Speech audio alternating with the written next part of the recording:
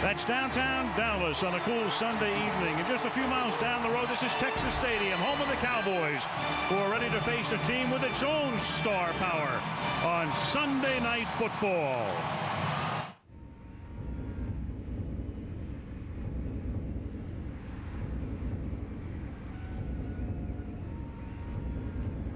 I've been waiting all day for this.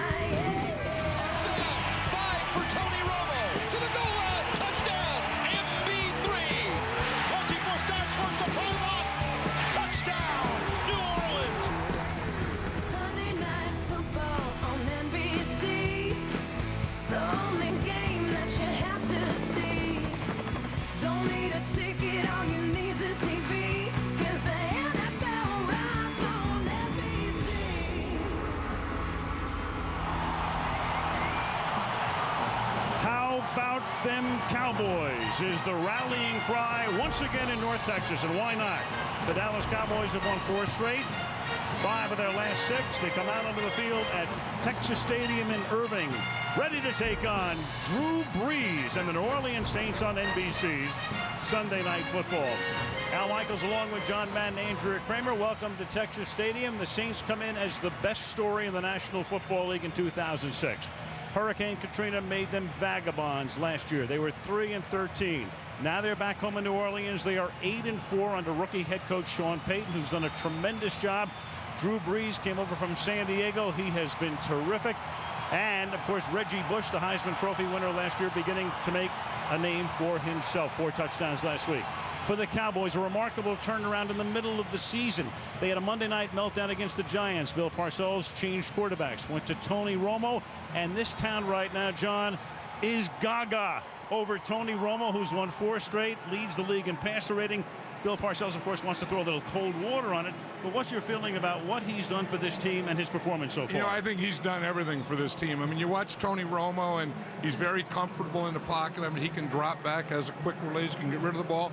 He can also escape. He can get to the outside. I think he throws the ball on the run as well as anyone. And as I look at this Cowboy team now, he's really improved all the areas. He's made the wide receivers better. He's made the offensive line better, and he's made the running backs better. His team is 8-4, as are the Saints. So, John, to what do you attribute this remarkable turnaround, and what's the formula to beat a red-hot team on the road tonight? I think it's the New Orleans Saint offense. I think they have to have a big night, and if you say, you know, what's the biggest thing for the Saint team? To me, it's getting Drew Brees, because he's not only a quality guy, but he's a quality quarterback, leading the league in passing, and he's something special, and he's going to have a big night tonight. So we've got Romo, we've got Brees, and a couple of other guys you may know a little bit about. Reggie Bush, Terrell Owens, star power in the Lone Star State tonight on Sunday Night Football. A 48-degree night in Irving, Texas. The Dallas Cowboys come in very healthy for the 13th game of the season. It's a different story, though, for the Saints. More on that. Let's go to the field and check in with Andrea Kramer. Hello, Andrea. Hello, Al. Yeah, Saints not so lucky.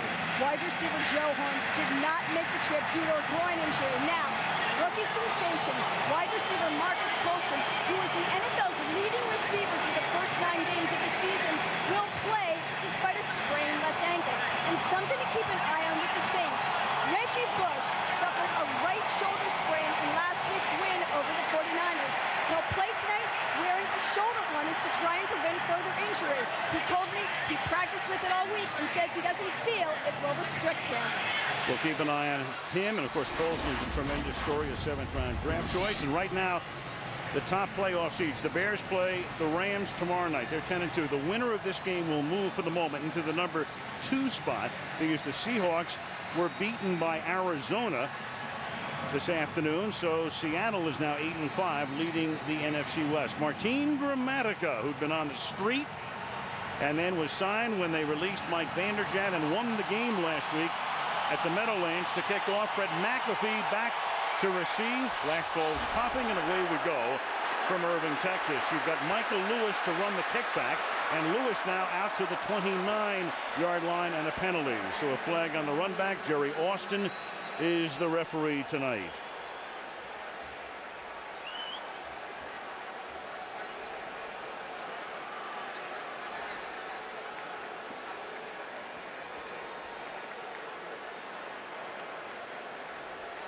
All right, Jerry, the stage is yours. On the return, number 51, a low block of the return team. Emphasis is for the goal. First down.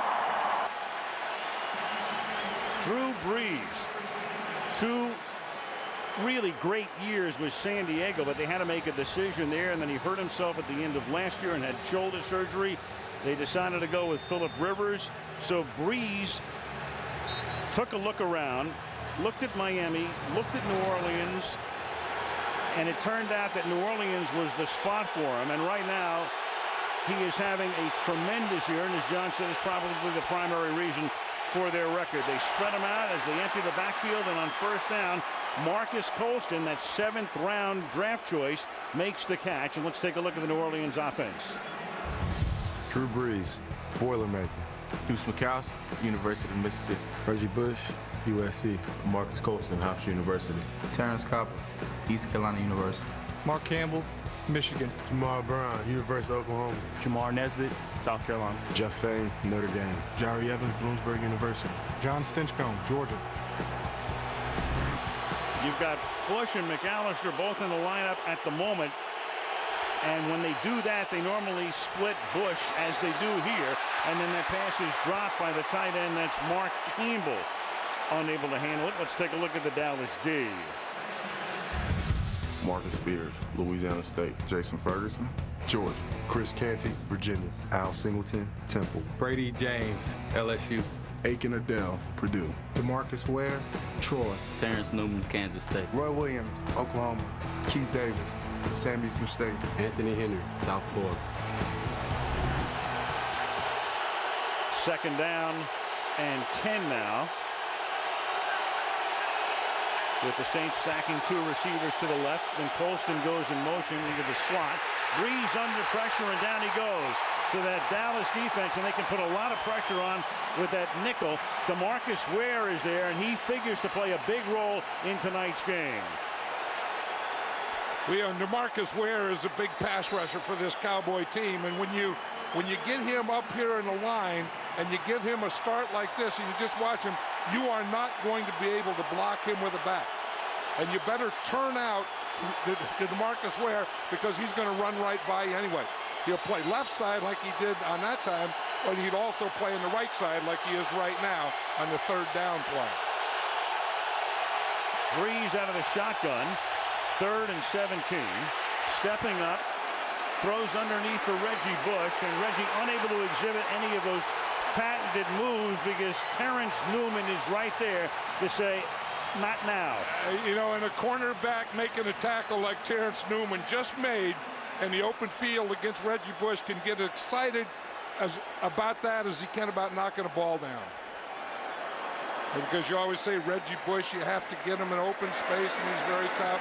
If he gets an open space, Terrence Newman has to do what he did. Steve Weatherford, a rookie from Illinois, with a booming punt that is fair caught at the 21-yard line by Newman, a 53-yard punt. So Tony Romo and the Dallas offense coming out onto the field.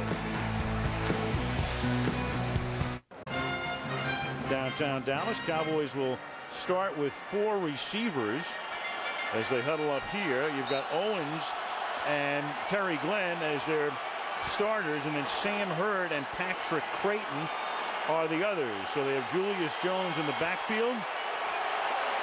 Go with 4 wides here.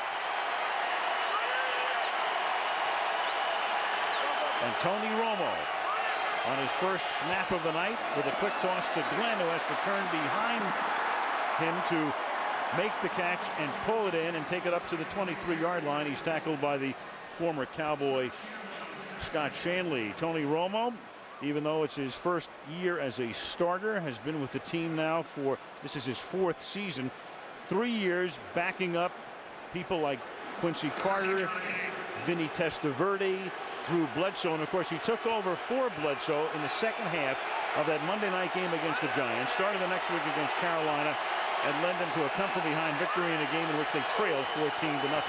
They run a draw to Julius Jones on 2nd and 8. Good slip move by Jones, and Julius Jones into Saints territory, being chased from behind. Nobody will get him. Touchdown Dallas.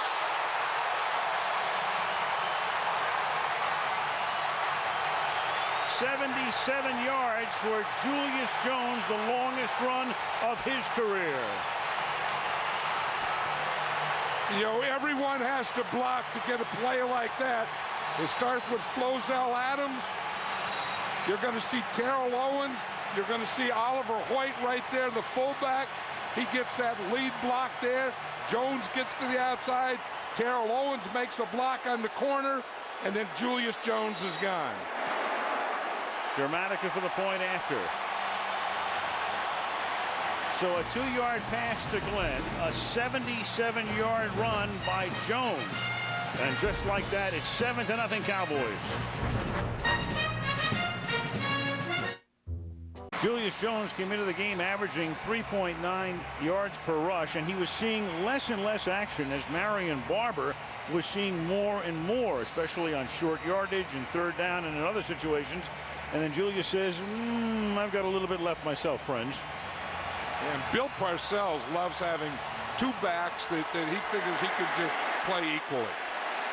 Michael Lewis, he started the year on the unable to perform list, and he loses the football. A scrum and nothing yet from the officials. The line judge had the body language of a guy ready to point in Dallas's direction, but Jerry Austin comes in and says no. Saints recover, and in comes Breeze, and we'll go back and take a look at Terrell Owens and what he did on the touchdown run by Julius Jones. Well, you know, in an era where, you know, wide receivers really don't hustle, I mean, that's a pretty average block, but, you know, look at Terrell Owens just run on this thing. I mean, he's going to get in position right at the end to make a block. He doesn't have to, but it's just kind of refreshing to see a guy play all out, isn't it? And he gave Josh Bullock a little shove there at the end as if to say, hey, listen, pal, try to keep up with me. That's Deuce McAllister taken down by Al Singleton after a gain of 4 to the 25-yard line. The Saints, #1 in total offense, and that means they've gained more yards per game than any team in the league. And in passing yardage, they lead in that department as well. Sean Payton does the play calling. You know, and Drew Brees really moves it around. It's not only his wide receivers, but Reggie Bush has 73 receptions. On his way to close to 100. He's on that sort of a pace right now. And this is McAllister up to the 26. For Deuce McAllister, he's coming off knee surgery. He'd been their primary back over the past 3 or 4 seasons. Then he tears up his knee, has ACL surgery. Then he's recuperating.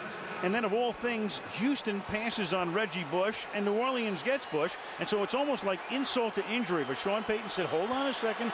There's plenty of room for you. You're still going to get 20 carries a game. Yeah, and Deuce is really a team guy. And all he wanted to know is if he's still going to be part of the team and where he stands. And you just watch the way they play, and he takes the heavy load of the running game. 3rd down and 5. Breeze protected, throws. That'll be a first down as the catch is made by McAllister, and Deuce is up to the 34-yard line. Breeze loves to spread it around. Bush with 73 grabs, Colston 54. Joe Horn is hurt. You'll see Devery Henderson tonight, and that's McAllister's 25th catch of the year. Well, and Drew Brees moves around also. You know, he changes his launch point. he's a shorter quarterback, you know, and you know that's probably why he went to high school in Texas and didn't go to a Texas college, because he says he's 6 foot. He's probably a little under 6 foot, and there's not a lot of people wanting 6 foot quarterbacks, but this guy's special. On 1st and 10 with 5 receivers, they go to Reggie Bush, and Bush does not go out of bounds, comes back in and takes it up to the 40-yard line, breaking away from a Keith Davis would-be tackle. That's a gain of 7. It'll be 2nd down and 3, and a new Saints record for running backs. And as we say, he's on a pace that would net him about 100. And the Saints right now going without a huddle on 2nd down and 3. And again, that 5 receiver set. Yeah, they have the empty backfield, and Drew Brees is excellent in the shotgun. And throws, and that will be not caught. It is incomplete. There's no fumble, as Henry will take it toward the end zone, but Marcus Colston never had control of it. 3rd down. You know, we're talking about DeMarcus Ware and what a big pass rusher he is. Watch him here. He starts out in the slot, then he gets a good run, and Jamal Brown is the left tackle, and he and DeMarcus Ware met right there. That was a heck of a collision. I think Jamal Brown is the best offensive lineman on this group. 2nd year out of Oklahoma. He was their #1 draft choice last year. Cowboys show blitz, and they do, and then Brees gets it away, and the pass for Colston is incomplete. That's Aaron Glenn who comes in the nickel, covering on the play. 4th down, they'll punt. You know, and we're talking about Drew Brees being 6 foot, and because he is 6 foot, he's going to get pressure. When you give him pressure, it's like here, you bring both safeties right up in the middle. The big thing on a shorter quarterback is always to rush right up the middle, get in his face, and make him have vision problems. Steve Weatherford, his first punt was 53. This considerably shorter. Patrick Creighton takes it from the 23 back to the 26-yard line after a 36-yard boot. About 6 minutes into the game. 7-0 Dallas.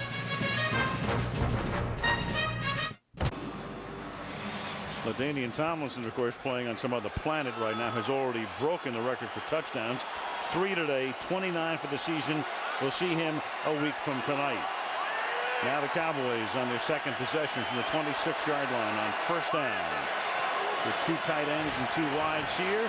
Romo, play fake, stepping up, has a great feel in the pocket, and the pass is caught by Jason Witten, the tight end, up at the 44-yard line. Witten on the other end of that big play last week in New York in the final minute to set up Grammatica's game-winning field goal. You know what the Cowboys do, Al, is they put 3 tackles in for protection. Here's their 3rd tackle, Jason Fabini, and that's what makes the pocket. You see, they have that extra lineman in there, and they just form a pocket right around Tony Romo. And it's the type they usually a tackle in at tight end. It's usually a running situation. When the Cowboys do it with Fabini, every time they've done it this year, they've thrown the ball. And that time was success. That takes him out to the 44-yard line. Now Jones again, and this time he does not get on track. Mark Simino, the first to hit him. Let's take a look at the Dallas offense. Tony Romo, Eastern Illinois. Julius Jones, Notre Dame. Oliver Hoyt, NC State. Terrell Owens, Tennessee Chattanooga. Terry Glenn, The Ohio State University. Jason Witten, Tennessee. Flozell Adams, Michigan State. Kyle Kozar, Arizona State. Andre Gerard, Colorado. Marco Rivera, Penn State. Mark Colombo, Boston College. Mark Colombo doing a great job this year. Heard a few years ago he was the Bears' #1 draft choice. Thought his career might be over. Bill Parcells singling him out to us this week as the guy having a terrific year. They go the other way on 2nd down this time as Jones takes it up to the 48-yard line. Let's take a look at the New Orleans defense. Charles Grant, Georgia. Brian Young, UTEP. Rodney Leslie, UCLA. Will Smith, The Ohio State. Scott Fujita, Cal. Mark Seminoff, Kansas State. Scott Shanley, Nebraska. Mike McKenzie, Miami Northern Senior High. Omar Stoutmeyer, Fresno State. Josh Bullock, Nebraska. Fred Thomas, Bruce High School, Bruce, Mississippi. Will they go to work on Rodney Leslie? He is the guy taking Hollis Thomas's place. Thomas, who would be a starter, suspended for the rest of the regular season for violating the league's steroid policy. So Leslie, number 77, is the new starter there. It's 3rd down and 6. Romo out of the shotgun, stepping up, slings it to the outside, and that one slipped. Terry Glenn, the intended receiver, but it sailed on him, and it's 4th down. You know, sometimes you wonder if that really sailed on him or if he just didn't have anything there, and he's learned the lesson. You know, if you don't have anything, throw it away. Don't force the ball, and I think that's one of the lessons that Tony Romo has learned. You think Bill Parcells has harped on that a little bit? Yeah, I think so. And sometimes throwing away is a good play. Throwing away and punting isn't bad. Matt McBriar will float this one into the arms of Michael Lewis at the 12-yard line. Saints will take it there. 6.5 to go in the opening period. The Dallas Cowboys on top of the New Orleans Saints, 7-0. Star video board. This holiday season, Irving, Texas Stadium, home of the Cowboys in '71. Reggie Bush is the running back in this set. Mike Carney is the fullback. Breeze will throw, and he'll hit Carney, and Carney out to the 21. Gain of 9. For Drew Brees, this is a familiar stadium. He hasn't played here in 10 years, but the last time he played here, he was in high school. He went to Austin Westlake High, came in here in the state championship game, had a tremendous night, and his team won the Texas 5A title. From Austin, Drew Brees grew up there, wound up going to Purdue in the Big Ten, then to San Diego, and of course now here, and this is Carney, the fullback again. So you have Bush and you have McAllister, and then you have the fullback, and they pass to him, and he runs for a 1st down. Yeah, and I think maybe that was his first run of the year because they usually block him. And you know, again, when you're talking about Deuce McAllister and you're talking about Reggie Bush, Mike Carney's not going to get a lot of touches, but they do throw it to him, and he's a good lead blocker, a very good lead blocker. At the 29-yard line on 1st down. And Reggie Bush is back now. And they'll swing it out to Bush. And Bush surveying. He just hesitated. I mean, he has those moves. If you watched him play at SC, you know he can do that. He looks ahead. He sees where the block is going to go. Cuts to the inside. Turns it into a 1st down. Yeah, I was saying the other day that, you know, I'm sure as a kid, you know, he was never it and tag. I mean, he has those moves that are just natural moves. And, you know, I mean, he just sets up, waits, and then, you know, just, you know, plants this way and then goes that way. And, you know, you hate to say someone's like Barry Sanders, and I don't mean that at all, that he's, you know, in his rookie year like Barry Sanders, but he has some Barry Sanders type moves. And he's explosive. He catches the ball. Now McAllister again.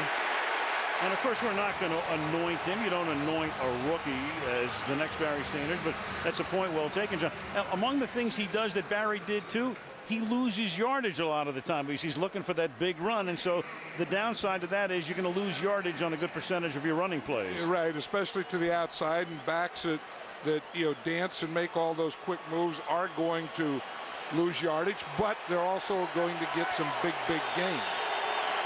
2nd and 10. Breeze to the outside. Carney, who has a run and 2 catches tonight, and takes it across the 50 to the Dallas 48-yard line and a 1st down for the Saints. Yeah, that's not a big thing to do. I mean, a bad thing to do when you get out here and you have your 2 receivers here, so you just run everything off, and then you get Mike Carney out there with no defender and just let him run right up the field. You know, a guy that is a good lead blocker is going to run over someone in the open field. Again, Reggie Bush is in the tailback now. 48-yard line. Carney was in the slot. And there's Bush, and he'll get enveloped by Chris Canty, number 99. Well, Chris Canty, you know, it's funny. Bill Parcells, he says, I not only have a doghouse, I have a hotel. And he's right. I mean, he has an entire kennel. And in the kennel this week would be Canty, and his opposite number on the other side, Marcus Spears. Yeah, because he figures that, you know, he's not getting good enough play from his 2 defensive ends in the 3-man line. And Canty's a tall guy. I mean, he's 6'6", 6'7", and he plays too high. And, you know, he's not getting a pass rush, an aggressive pass rush on 1st and 2nd down. And so Spears on the sideline, and that's a dangerous pass. And it's incomplete. Terrence Newman is right there, smothering Reggie Bush. It'll be 3rd down and 9. You know, sometimes you just shouldn't throw that ball. I mean, if you look at the receivers and you look at the coverage right here, to do something like this, the coverage has to be off. You want the coverage back off. If you're going to throw that screen, you can't have both those defenders on the line. I'm surprised that he didn't make an audible and get out of that play. 3rd and 9. He sends Bush into the slot. You got McAllister offset in the backfield. He looks to the outside. He hits Colston, and Colston will be taken down just short of a 1st down by Anthony Henry. So Colston makes the catch, but the ball spotted at the 39. It'll be 4th down and 1. You know, a good tackle there by Anthony Henry. I mean, that's what you have to do if they're going to throw that slant on 3rd down. You have to stop them short of the 1st down and make them make these type of decisions. I think Sean Payton learned this from Bill Parcells, who over the years seems to love to go for it on 4th down. And they will on 4th and 1, and it's McAllister handing it to Devery Henderson, and that will be a 1st down. So Henderson touches the ball for the first time tonight. He is explosive. 3rd-year wideout out of LSU, and on 4th and 1, they run it back to this side and pick up the 1st. You know, you look at Sean Payton and looking at that card, and you wonder, how did this card even get on a play for short yardage? I mean, DeMarcus Ware was there in the backfield. I mean, he was lucky to get by him. Watch 94 here. You know, he has that reverse. He sees it coming, and he can only get one hand on it. But that is a heck of a call for 4th and 1. I don't know that I ever would have made it. Saw that earlier this year. Javon Walker pulled that off in a Denver game, and here comes DeMarcus Ware. Well, he may have missed Devery Henderson, but he then comes flying into the backfield for the sack on the next play, but there's a flag, and that won't count because it's offside against the Cowboys, and it's going to be on the guy who made the sack, DeMarcus Ware. I was going to say that he either got a heck of a jump on that ball or he was offsides. And it turned out to be the latter. Here he is. You see him right here. Yeah, he got a jump before the ball was snapped. So I'll tell you, he is that quick that he could not have went before the ball snapped and get a jump like that. Type of player that you have to account for. If you're on offense, you always have to know where 94 is. A minute and a half to go in the period. Toss back. Bush.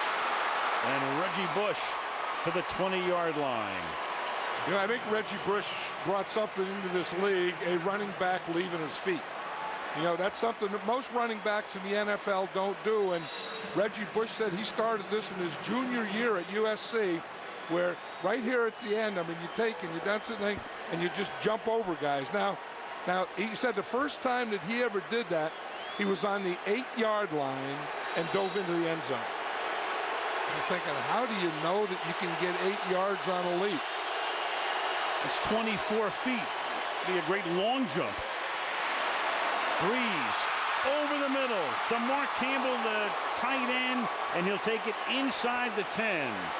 So Campbell taking over when the Saints lost their starting tight end, Ernie Conwell, and he'll play a much bigger role as we go down the stretch. Yeah, I don't know that he will be. He's limping off the field. He got hurt on that play. It was an interesting play. What they did, Al, is they faked a screen to the right. They got the Cowboy defense to go out to that side, and then they brought Campbell in the middle where the Cowboy defense vacated. Now they give it to Bush. No room on the right side.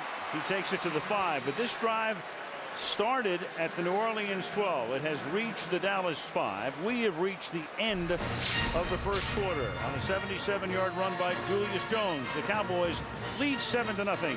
Back after these messages. Kramer, long drive that has consumed 6.5 minutes, has encompassed 83 yards, and it's 2nd down and goal as we start the second quarter. Drew Brees, the Saints quarterback, off the play fake, throwing into the end zone, and that's knocked away by Anthony Henry, intended for Terrence Copper. Copper, a former Dallas Cowboy. Drew Brees does a great job of play action pass, because what you have to do in play action passes, you have to have a good fake of the run, but you can't stay with it too long. You have to, bounce back up and get ready, and he does that very, very well. Anthony Henry has 16 deflections. It's an unofficial statistic, but the Elias Sports Bureau does a great job of keeping information like that. He leads the league. That was his 16th right there. 3rd down and goal from the 5-yard line. The Cowboys just substituted 6 defensive players.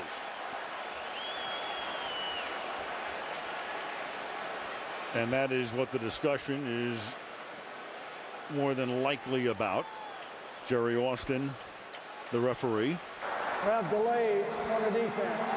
Number 94 is making a move. That's not coming. We're getting the football. After this is to the goal, it's still 3rd down.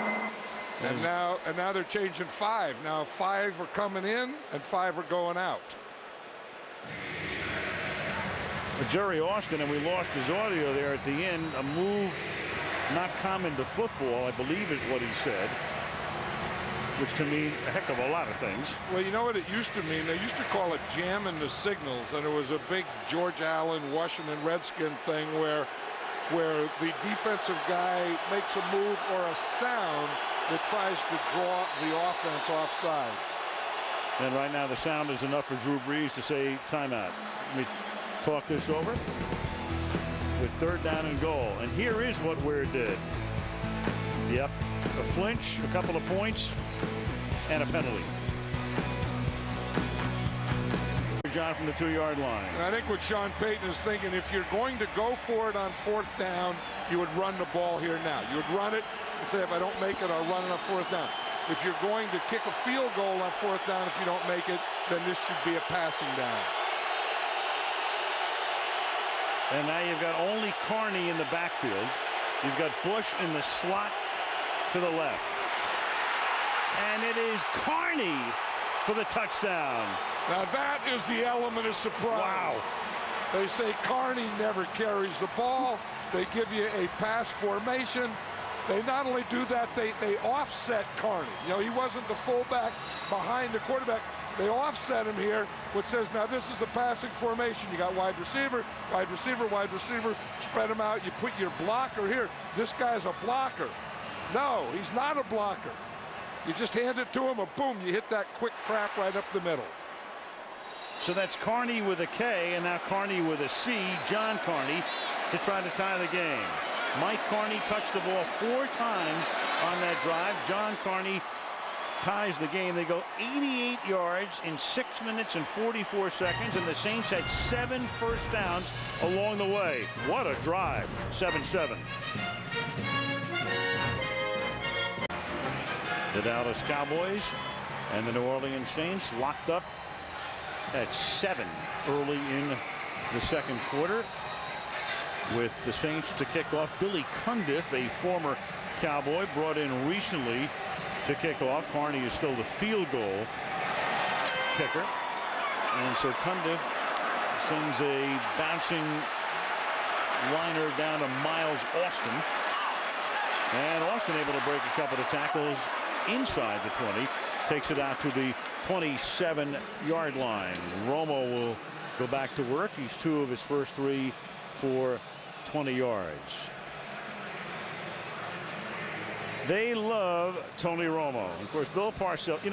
The thing about Parcells, it's not just Romo. I mean, every time Bill gets a star who becomes a sudden star, if Larry David ever retires, Bill Parcells should be the guy who replaces him on Curb Your Enthusiasm. If there's one guy who can curb your enthusiasm, it's Bill. Yeah, I mean, he just doesn't want anyone to get, carried away with themselves. And, as he says, we don't want guys to be too cool for school. And he worries a little about that with Romo, but I don't know that he should. Romo throwing deep for Owens, and that's incomplete. Intended for Terrell, covered by Thomas. Speaking of Parcells, rolling a little tape here for you. I'd say that you guys are looking at him like a rookie, and I'm not. I'm impressed to the fact that he didn't turn the ball over, and he's managing the game well, and that's what he's supposed to do. I think he's a football guy, and he's interested in playing well, but we've got a ways to go here. So put the anointing oil away. Second down and 10. It's always the anointing oil, and don't put him in Canton yet. Yep. And that's a pass that is intercepted by Omar Stoutmeyer, another former Cowboy. And Romo turns the ball over. So I guess we will put the anointing oil away, at least on this drive. Stoutmeyer with the pick, reads it perfectly, and the New Orleans Saints get the turnover. Yeah, Stoutmeyer is back there, and he's just reading everything. He's going to try and get Terry Glenn right here, 83. He's going to try and get him to the corner. And you see Stoutmeyer there is back deep enough that he has everything in front of him. He has Glenn in front of him. He has Romo in front of him. He has the ball in front of him, and that lets him make a perfect jump. Omar Stoutmeyer at one time played for the Cowboys. Saints had 3 picks against the 49ers last week. Stoutmeyer picks off his second of the year here. Now Breeze retreats. Has about 12 seconds to throw, and then the coverage is so good that he has to settle for McAllister underneath, and the Deuce is able to pick up about 3. I'll tell you, defensive coaches and head coaches really get upset when that happens. When you give a quarterback that much time where Drew Brees could just sit back there and look right, look left, look up in the middle, look everywhere, you think someone has to break loose sometime, and none of those pass rushers broke loose. Watch, I mean, that's part of a 3-man line, but they also have a blitz coming there, so it wasn't just a 3-man rush. It was a start of the 3-man line, but they brought 4. Now off the play fake. Breeze throws over the middle, and that pass is incomplete. Trying to get it to Billy Miller, who's the backup tight end. Mark Campbell caught that pass earlier to give him a first and goal, but limped off, and Miller is in there right now. You look at Sean Payton there, and he has his list of plays, and again, everything is broken down. You know, it's 1st and 10, 2nd and long, 2nd and short, 3rd and long, goal line, short yardage, red zone, all those things. So all those color codes and all those plays have a number on them, and he just calls that number into Drew Brees. That card is so huge, he's hiding that call to a new level here. 3rd down and 7, and that's a pass that is caught on the outside by Colston, and Marcus Colston takes it to the 24. What a story this guy is. He's the 4th from the last guy picked in the draft. He's almost the guy they call Mr. Irrelevant. That goes to the guy who's picked dead last. Played at Hofstra. Reminds you of Wayne Corbett in that regard, not in terms of his size and speed and all of that, but what a shock he has been this year. A great shock for New Orleans. I was just watching him in the pregame warm-up, and he's 6'4", 231 pounds, but he really catches the ball with ease. This guy has great and soft hands. Missed last week's game with a sprained ankle, didn't practice much, but in there tonight, and then the pass is thrown underneath to John Owens, the other tight end. Short game, more on Colston. Let's go to Andrea. Well, like you said, he was almost Mr. Irrelevant. He had 33 receivers selected before him. He told me he never would have thought he'd have this kind of season. He said he was confident in his ability, but he never expected this. And this is great, guys. He said, it's as crazy for me as it is for you guys. And he said his welcome to the NFL moment was in Green Bay in week 2. He lined up against Charles Woodson. He said that's when it hit him. He's in the NFL now. 57 catches for him, 2nd down and 6. And they give it to McAllister. They like to run that play a lot where they'll run normally Reggie Bush in motion.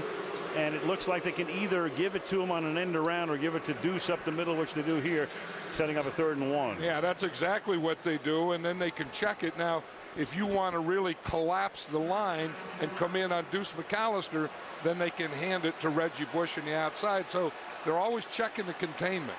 If you don't have containment out there, then shortly hereafter, the ball is going to be handed to Reggie Bush. Not now because he's on the sideline, but that's the thing that they look for when they run that play.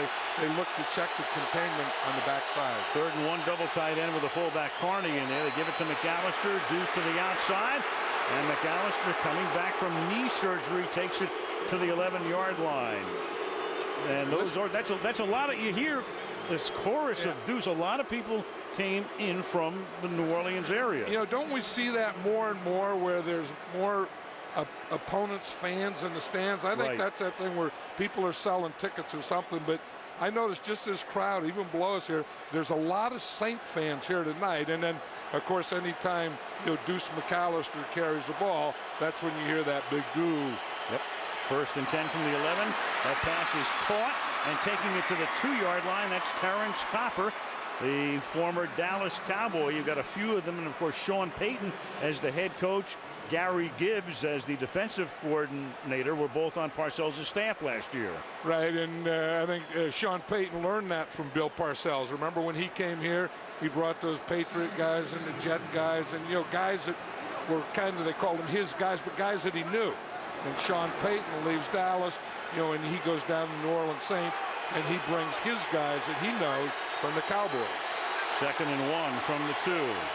The fake to McAllister, then the pass caught by Carney. Carney is playing his 44th career game. He has never touched the ball this often in an entire game. Tonight, 3 catches, 2 runs, scores the touchdown here. He has 2 touchdowns in the game, first 2 of his career, and New Orleans takes the lead. They're going to have to start double teaming Mike Carney here. Again, a big fullback like that, you can't sneak him out because they're playing him for the lead. When they see him coming in, they think it's going to be a run. They think he's going to be the lead blocker, and then he just keeps going and goes out in a flat. Only Carneys are allowed to score tonight. Here's John with his 2nd point after. So after the Stoutmeyer pick, the Saints march in again. 14-7 New Orleans.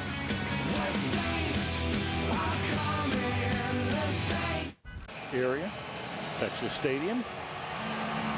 Cowboys will move into new digs in Arlington for the 2010 season, and then that kickoff goes out of bounds, and that's not what you want at this particular point. Kickoff out of bounds by the kickers. The ball will be placed at the 40-yard line. 1st down. Not what you want at any particular point, a kickoff out of bounds. Romo and company going to work from the 40, down by 7. Terry Glenn talking about Romo. There are his folks, Romero and Joan Romo from Wisconsin. It's where Tony grew up, wound up going to Eastern Illinois. He was not highly recruited, wasn't drafted, signed by the Cowboys. Now in his 4th season, and his time has come. And this is Jones, and his time has come as well with a 77-yard gain. We're talking about Parcells and keeping everything in check. What did he say the other day? He said, Cinderella can lose that shoe at any time, and talking about Romo. But, clearly when you look at Bill's expression, remember the exasperation and the frustration has gone to almost ebullience. Not tonight yet, but, over the last few weeks. Well, we were talking about how much Tony Romo has helped the team, the running game, the offensive line, the wide receivers. He has also helped his head coach. I mean, Bill Parcells is a totally different guy than he was when we did that Carolina-Dallas game. Jones to the 45-yard line, and it's an amazing, it's an in-season turnaround in that Giant game. The way they perform that night, and they lose, and then they start out down 14-0 to Carolina, and that's a season on the brink. And now all of a sudden they've gone from a moribund season to one in which a lot of people think they're the best team in the conference. Yeah, remember the game before Tony Romo started, everyone was worried about Bill Parcells. His players were calling him, guys that coached with him were calling him. Jim Burt, his ex-player, came to the game in Carolina because they thought there was something wrong with him. They said, hey, you're not the same guy. You're not the Bill Parcells we know. And that helped shake him up a little, too. On 2nd and 5, that is Will Smith, who missed last week with a sprained ankle, but he is back tonight in top form. 3rd-year guy out of Ohio State, their #1 pick in 2004, sacking Romo and making it 3rd and 15. That's what a defensive end has to do, is take a hard inside move. And you see Will Smith do it on that play. In fact, he lines up in the tackle, but he ended up going inside the left guard, Kyle Kozar. And I think anytime you get, a quarterback like Romo, you want to get pressure on him right now, it has to come from the inside. And if your best pass rushers or your defensive ends, they have to take hard inside moves. 9.5 sacks for him. Romo gets knocked down again. and the issue was forced, and Glenn was the intended receiver, and that was Will Smith again getting in Romo's face, but there's a flag down. I was just going to say, he didn't take an inside on that one. He went outside, and it doesn't look like anyone blocked him. And on top of that, it's a holding call on Andre Garrard, the center. Watch Will Smith. He just comes from the outside here. I don't think anyone blocked him. See the tight end, Witten, he's kind of there, but he doesn't block him, and Will Smith gets a free run at Tony Romo. Matt McBriar leading the league in punting average with a small change to eclipse the long-standing mark held by Sammy Baugh, and a flag is thrown. It's going to be running into the kicker as a fair catch is made. Steve Gleason, the special teamer, backup safety for the New Orleans Saints, runs in to McBriar. Now the question is this of what variety? I don't think it can be a first down of any variety. It'll be, if it's a 15-yard variety, you know, it could be very close. But if it's the 5-yard, it's not going to be close to a first down because this is not an automatic first down. Right. This is a 4th and 15. Running into the kicker by the defense. 5 yards will be added where the ball was declared dead.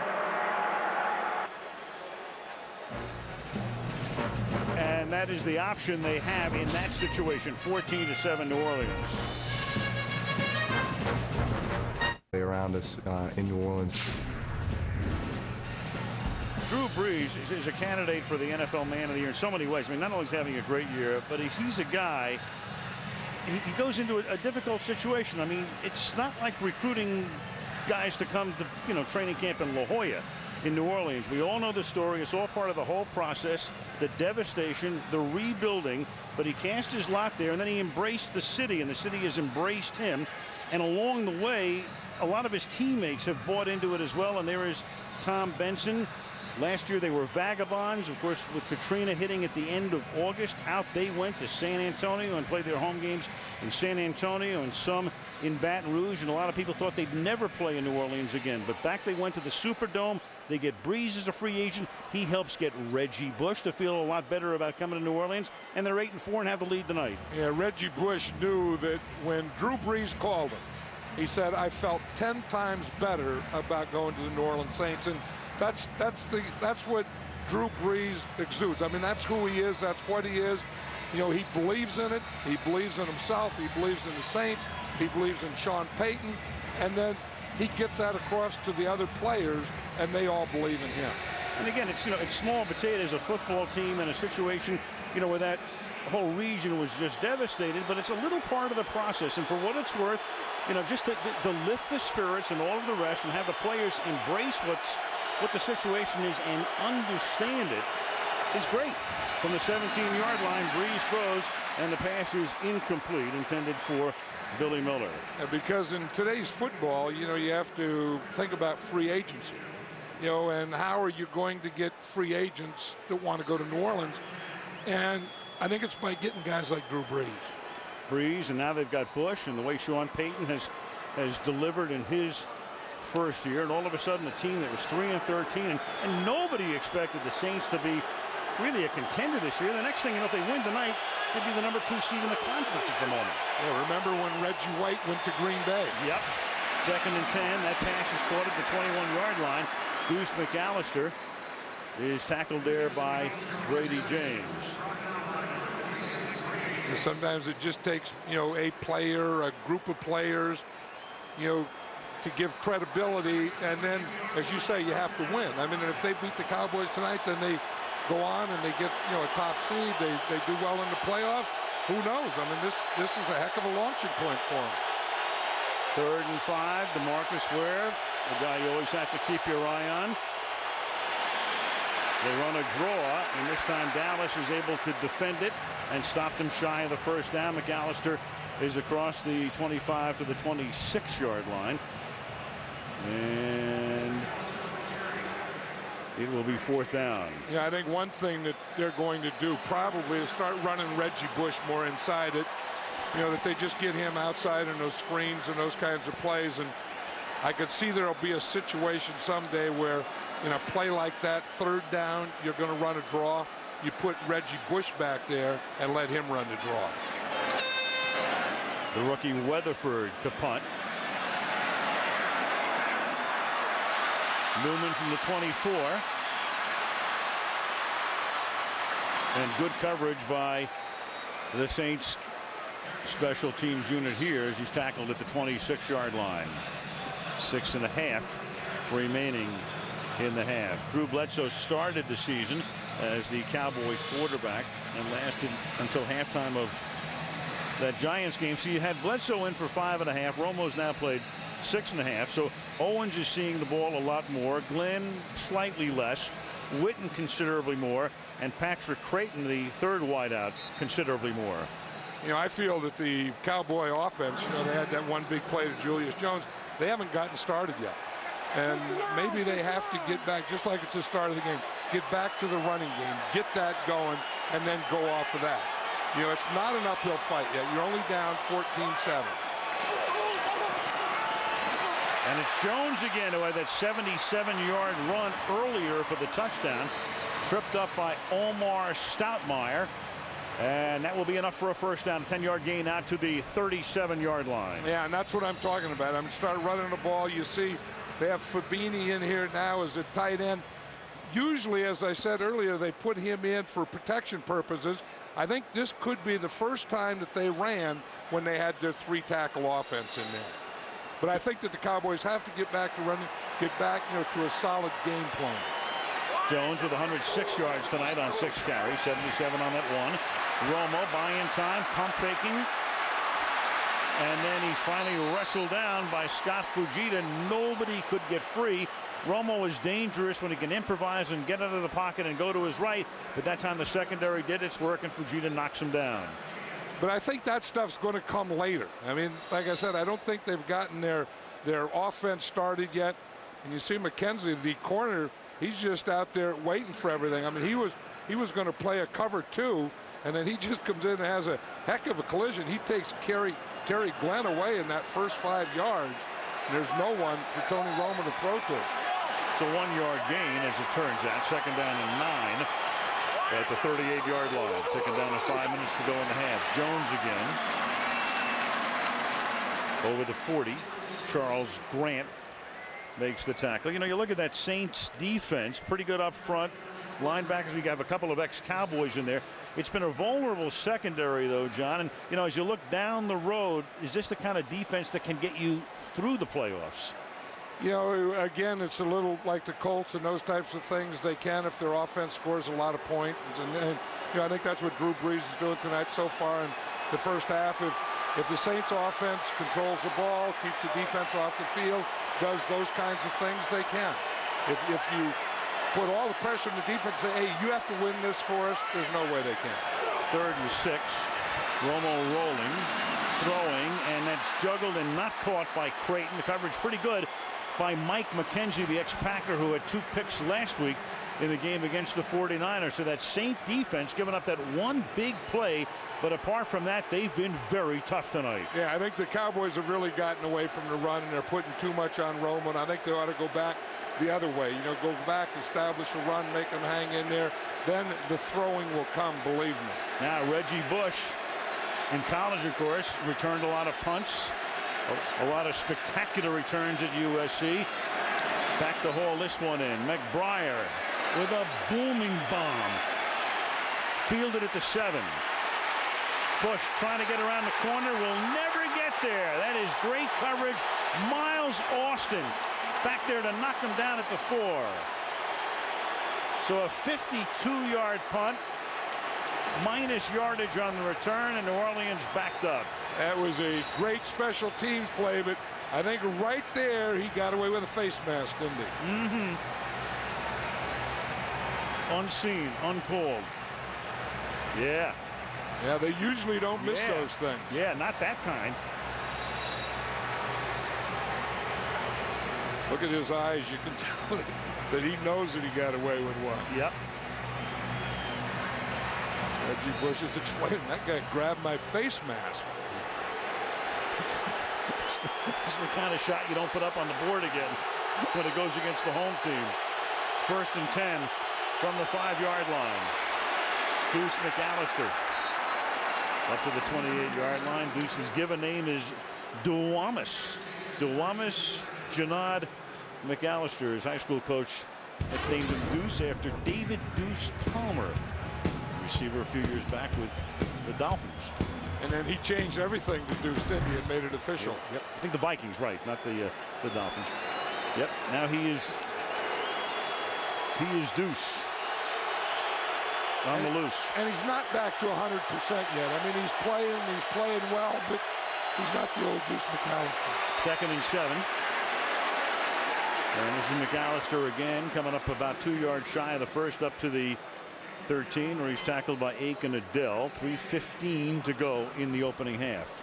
Yeah, I like what Sean Payton is doing here this first half better than what the Cowboys are doing. I mean, he seems to have a plan, and he had some bad field position, but he just kind of stuck with it, stayed with the running game, mixed up play action pass, making throws. I think he's done an excellent job of play calling. I love the way he puts Sunday Night Football on the card in quotes. That's cool. 3rd down and 1 from the 14. Breeze rolling, throwing, and hitting Marcus Colston for a first down. So Colston, they didn't know he was going to play, didn't practice this week, missed last week's game, and the 7th-round pick from Hofstra has caught 5 balls tonight for 51 yards. This is an interesting play. Drew Brees is going to come out to this side, and he has 3 layers. He has a short, he has a medium, and he has a deep. And the deep one is the guy he picked, Colston. Yeah. No, I was just going to say, it looked like when he first came out there that he was going to throw the short one to Reggie Bush just to get the first down. From the 26-yard line, Colston helped facilitate the trade of Dante Stallworth. Here's Bush. And Reggie Bush gets in behind his blocker and picks up a first down. He gets right in behind John Stinchcomb, the ex-Raider, and follows him for enough of a gain to pick up a first down. 2-minute warning, Saints with the ball and a 7-point lead. That John Stinchcomb, his brother Matt, the former Raider, started the season with Oakland, but right now not in the league. John is the younger brother. They're both about 6'6" and 315. And this is Deuce McAllister on first down, taking it out to about the 43-yard line. Jeff Fain loses his helmet. That was Jay Ratliff that did that. I think did Jeff Fain in there. Watch him. There's Ratliff, and he's getting the push. He takes his right hand and just pushes right up under Fain. But you have to like Fain. He stays with the block. And I mean, anyone can block with their hat on, but blocking with your hat off is something special.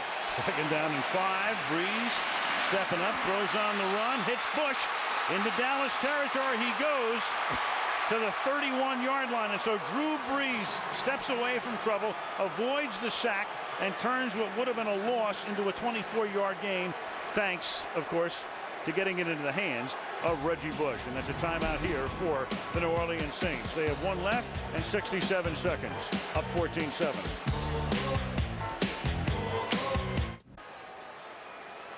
.107 and 1 timeout. It's 1st and 10 after that 25-yard reception by Bush, who's caught 5 tonight for 64 yards. Breeze going deep, and that pass is incomplete. That's Devery Henderson, who ran for that conversion on a 4th and 1 on their first touchdown drive, and he's blanketed that time by Anthony Henry. Again, I think that's a great time to take a shot. I mean, you're at the 32-yard line. It's 1st down. I think this is a good time to try for it, like the Saints just did. And that's Marcus Colston. Colston had the injured ankle, rubbing his calf here. And a guy who's played a big part tonight with 4 catches. Back in a moment.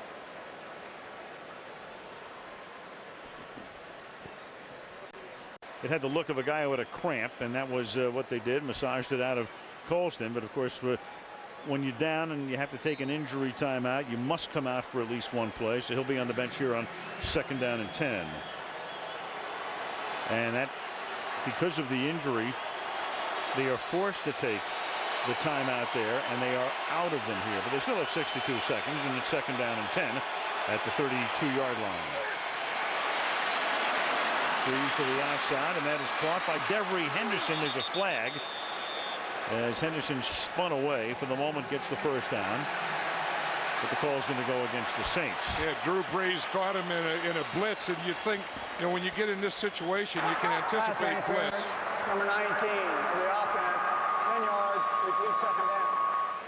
Yeah, because they want to knock you out of field goal range. You get in that position of the field, so you're going to go and you're going to get the blitz, and then you're going to get one-on-one. But they had a penalty here. This is a thing that a rookie has to do. We know that Reggie Bush can run the ball, and we know he can catch it. We know he can do all those things. But to be an every down back, you have to be ready to pass protect. That's not bad. Penalty moves him out of field goal range. 2nd and 20. Breeze tries to get him back into range, and he does. And then the ball came loose for the moment. That's Jamal Jones making the catch, his first of the game. The officials looking at each other to make sure that it was a catch. They'll try to snap it before the replay guys upstairs can say we want to look at it, and it appears that they did get the play off. That's one of those things where you know it's going to be looked at carefully upstairs. Was it stopped in time is the question. You're right, and Bill Parcells is out in the field, but again, we know there's nothing that he can do about it. Yeah, you can't throw a challenge flag. You're inside 2 minutes. So it is simply up to the replay official to determine whether he wants to stop the play or not. Here's what Austin has to say about it. The play is being challenged. Before the snap, the challenge came from the replay booth. Yeah, well, the play will be reviewed. I think it's an official review. It's not a challenge. What it is. It's not a challenge. You can't have a coach's challenge. So the official upstairs did stop it before Breeze could spike it, and they'll see whether this is a catch or not.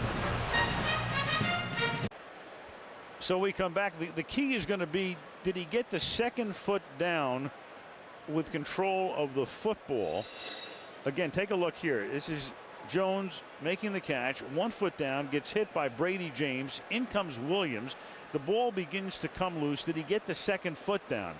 Because if he did, that's a catch, and then he'll lose the ball but recover the ball. So it would still be New Orleans ball, and the play would count, and it would take the ball all the way down to the 20-yard line. The other question I had is, did the review get in before they snapped the ball? And then, if it did or didn't, how do you know? Well, it's Jerry Austin said they do. I think the replay officials now know that this is what's going to happen. If you have any sort of controversy, the team that might get the short end of the stick will get up if they're on offense and try to snap the ball before they can call down. So I think what's happening now, you're seeing it more and more, is the replay guys will call down no matter what. After reviewing the play, the pass is incomplete. The receiver leaves the ball as it goes to the ground. However, unsportsmanlike conduct, 1 down, 15 yards for the coach throwing the replay flag inside of 2 minutes. Well, that's it. Isn't that something? So they in effect win the result here, but then Parcells, by throwing the challenge flag, that is unsportsmanlike conduct inside 2 minutes. So now they're going to march off the penalty against the Cowboys. So here's Parcells, who clearly wants to stop the action, but you can't. You can't throw the flag, and the coaches know that, inside 2 minutes. And if you do, you're going to get an unsportsmanlike conduct penalty. Right, and I talked to Mike Pereira about that, the head of officials, and he thought that coaches were just throwing the flag out there when they knew they couldn't, just to either do like this, talk to the referee, or get an extra timeout. So they were going to make a penalty out of this. But I'll tell you that that took them out of field goal range, and then that penalty was a big penalty because it put them in field goal range. And it's going to make it 3rd down and 5, and Jerry Austin is a guy who's reversed 43% of coaches' challenges in his career. In effect, he has the ultimate say over that. The replay booth can stop it, but he overturns more calls than any current referee in terms of percentage of overturned calls. I think what Drew Brees is thinking now is you'd like to get a little closer, you know, maybe pick up 10 or 15 yards, then go for a shot to the end zone, and then have your field goal later if you need it. New Orleans does not have a timeout. Brees throws over the middle. That's caught at the 6-yard line, and there's Jones again for the touchdown. Or do that. Wow. I'll tell you, Drew Brees is something. I mean, he is so cool, and he is so good in this situation. This 2-minute situation, he is special. Bill Parcells standing there with his arm crossed knew that he gave him 15 yards of pretty good field position, but Drew Brees did what he had to Jamal Jones. And what is Jamal Jones doing in there? He's in the game because Colston got hurt. I mean, think about this. That's Jones's first touchdown. Mike Carney, the fullback, has 2 touchdowns tonight. John Carney has his 3rd extra point. And the New Orleans Saints out on the road against a red-hot team, trailing 7-0, have scored 21 unanswered points and lead 21-7. You're going to see, here's Roy Jones here. He's in a single safety, Roy Williams, and he's back there in a single safety. They have 5 receivers. It's just a zone.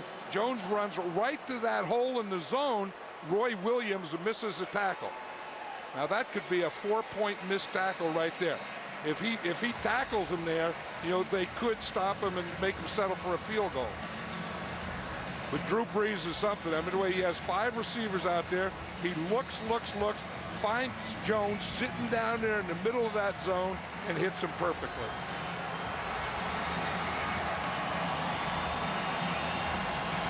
Brees has already thrown for 199 yards. That's a 95-yard drive. Earlier, an 88-yard drive. They have outgained the Cowboys by better than a 2-to-1 ratio. Williams missing the tackle. 44 seconds remaining in the half. Dallas will have all of its timeouts, but in a 14-point hole.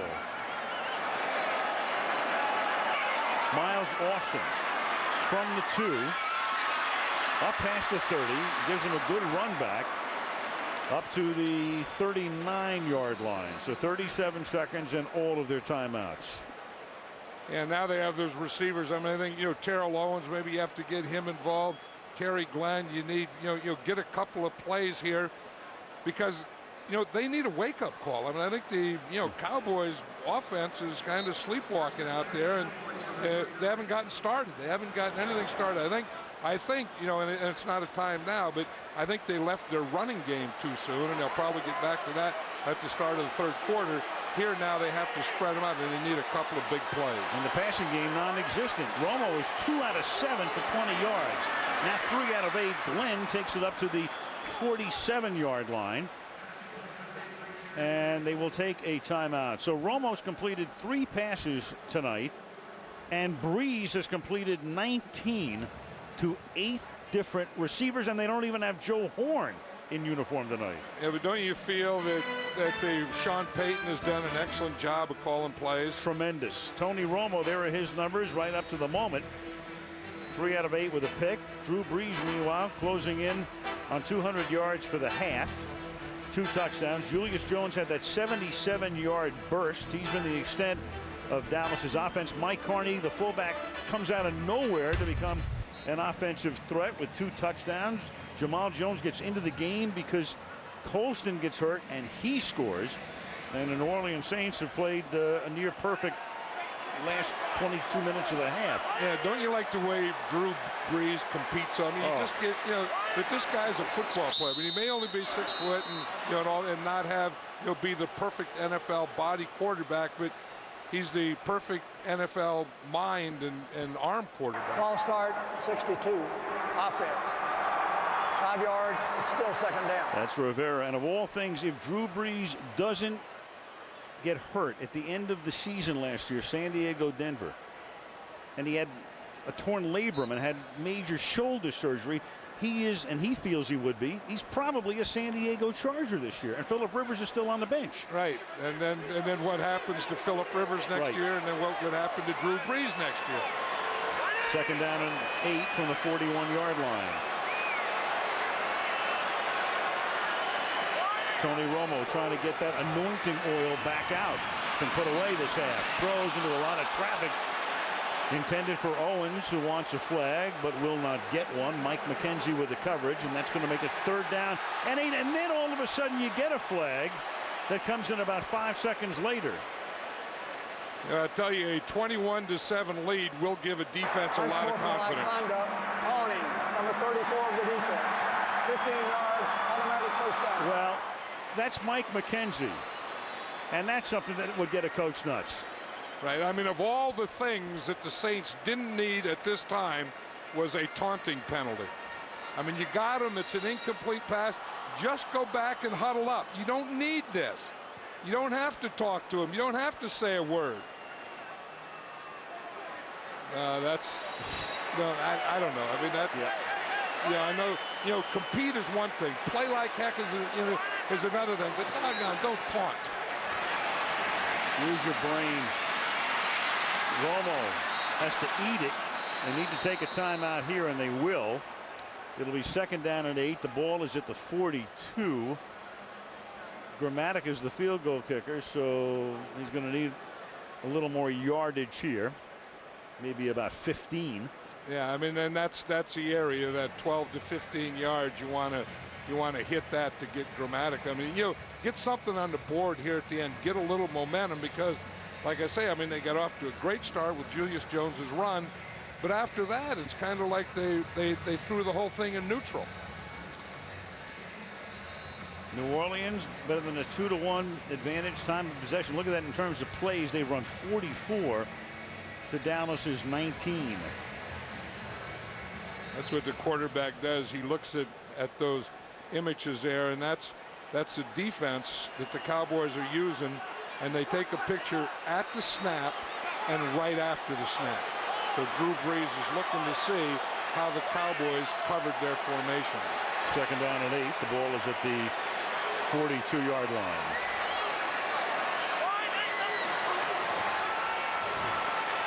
Romo gets protected. Slings it over the middle. Caught. 25-yard line. That's Glenn. That's a 1st down. And Dallas has to spend its final timeout. Now you've got 11 seconds. You get into range for a Gramatica field goal with that reception. So now it's about a 43-yard attempt, but you have time to run another play, assuming you either get it into the end zone or get it and take it out of bounds, because I doubt they're going to have time to get up there and spike it. No, I would just try, if they're going to run one play before they attempt a field goal, I'd try a fade. I think you have to throw it in the end zone. I wouldn't take the chance of having to get up there and spike it. Right. I've always felt the safest place to throw that in the end zone is the back of the end zone. If you throw the ball to the back pylon, where either your guy gets it or no one gets it, I think that's the safest and the perfect play. If you throw to the back pylon right here, see, not the front of the end zone, but the back of the pylon, the back of the end zone. Glenn and Creighton go to the right. Terrell Owens has not caught a pass tonight. And there he is to the left with 11 ticks and no timeouts. Romo, the pump fake. And there he goes toward that back pylon, and incomplete because McKenzie's coverage was very good on Terry Glenn. And now in comes Gramatica to try to make it an 11-point game. I think I would have chosen the other side. He had single coverage over here down in the bottom with Terrell Owens, and it was pretty good coverage, but it was single, and I think I would have taken my chances with T.O. Gramatica, of course, has been around. He was with New England in training camp, then he was out on the street, then he replaced Mike Vanderjagt. And this is a 43-yard attempt that is no good. Wide to the right. And there is still 1 tick left, and time for, I don't know, maybe Breeze airs it out here. Who knows? Ball comes back to the 33-yard line. Left it out. Yep. He just pushed it. It was on the left hash mark, and he pushed it to the outside of the end zone. I mean, the outside of the goalpost. Saints scored on a Hail Mary against the Bengals at the end of the first half about a month ago, but this time they settle for the kneel down and they settle for that 14-point lead, and a great performance by Breeze in this first half. 199 yards. Halftime 21-7. Bob and the gang Toyota halftime show on the other side of this break. It's big, you know, the stage for it is set. We want to win for the guy next to us. And I think it's a special bond and one that's helped us get to this point. And if things aren't going the way you really want them to go, you make adjustments the second half. You don't come back out there and do the same thing and just force it and try to make it work. As the game goes on, you see a lot of guys, a lot of teams mentally break down, and you know, that can hurt you in the long run. So it's always a measuring stick when you're playing the #1 offense in the league. We're playing well right now. They're playing well, and I think probably there's no better time for us to meet. But some guys walk around and say, oh, this is a big one. We got to get this one. Well, you know what? You're right. And next week, as you win, they get bigger and bigger and bigger until you get to the ultimate big one. And right now we come back to Texas Stadium, the NFC seeding situation at the moment. Bears play the Rams tomorrow night in St. Louis, 10-2 at the moment. Winner of this game would be the 2nd seed because the Seahawks have lost. So the winner here goes to 9-4. The loser goes to 8-5. We're waiting for the smoke to clear. It's about the I got to say, it's the stupidest thing in sports.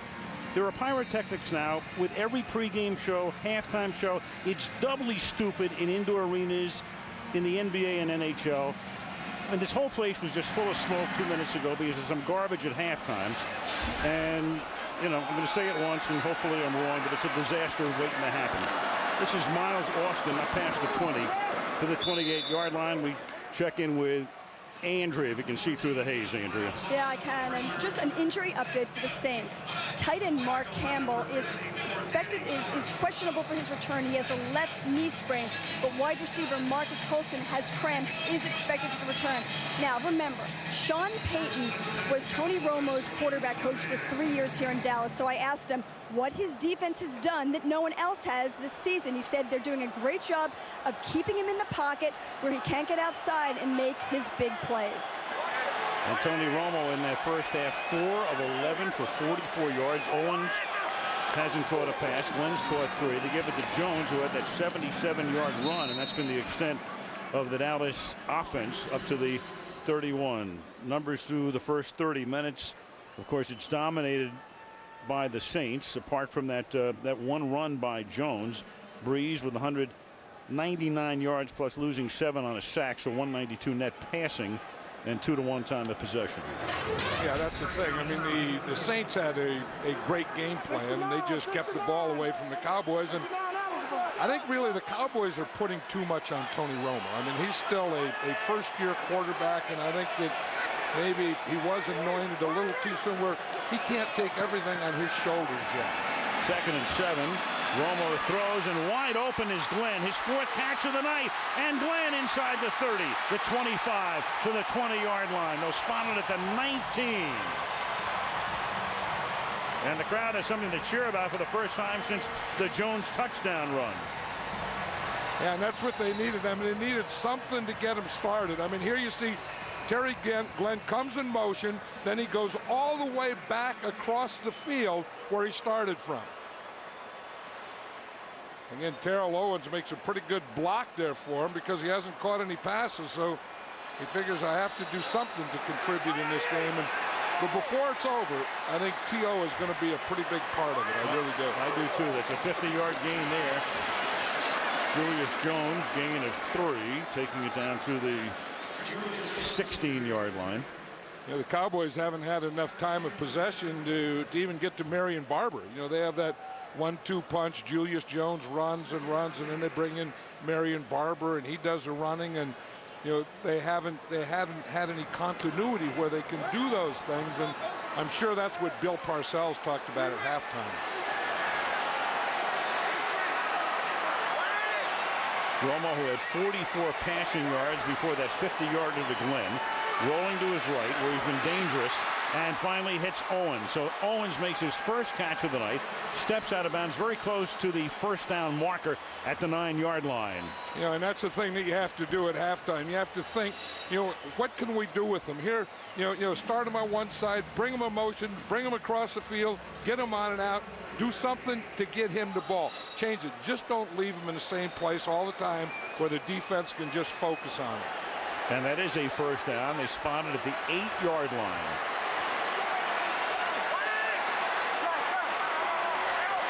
First and goal. Jones picks up 2. Julius to the 6. Second down. See, I'm sure this is the type of thing that the Cowboys really wanted to do all along, is not just pass and have an interception and turnover and let the Saints keep the ball. They wanted the time of possession. They wanted good mixture. Get their run going, then they can do the play pass. Then Tony Romo can get outside the pocket and get in a rhythm of the game. Tony Romo in this Cowboy offense hasn't gotten into any rhythm yet tonight. Second and goal. Rolling left against the grain, throwing back through the middle, incomplete. Tried to jam it in to Jason Witten. It'll be third and goal. That's one thing that he can do. I mean, he can throw on the run as well as anyone, and it doesn't always have to be to his right. I mean, he can go left and turn and throw that ball like that with a lot of velocity. I think Tony Romo does this as well as anyone. Step up and throw the ball. And again, you say, well, it's a little away from Jason Witten, but it was also away from the defender. I mean, he put that ball where he had to. Third down and goal from the 6.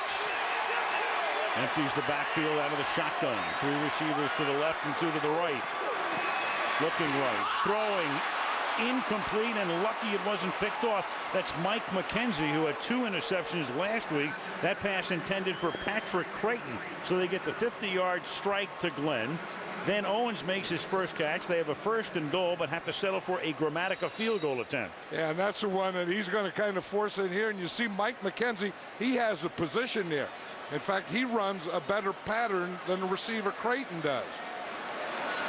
And Creighton has to be more physical. The wide receivers, when you get down in the goal line, you have to be as physical as a linebacker. 24-yard attempt for Grammatica is good. So he misses one at the end of the first half, makes one here. The lead is 11. Saints on top, 21-10.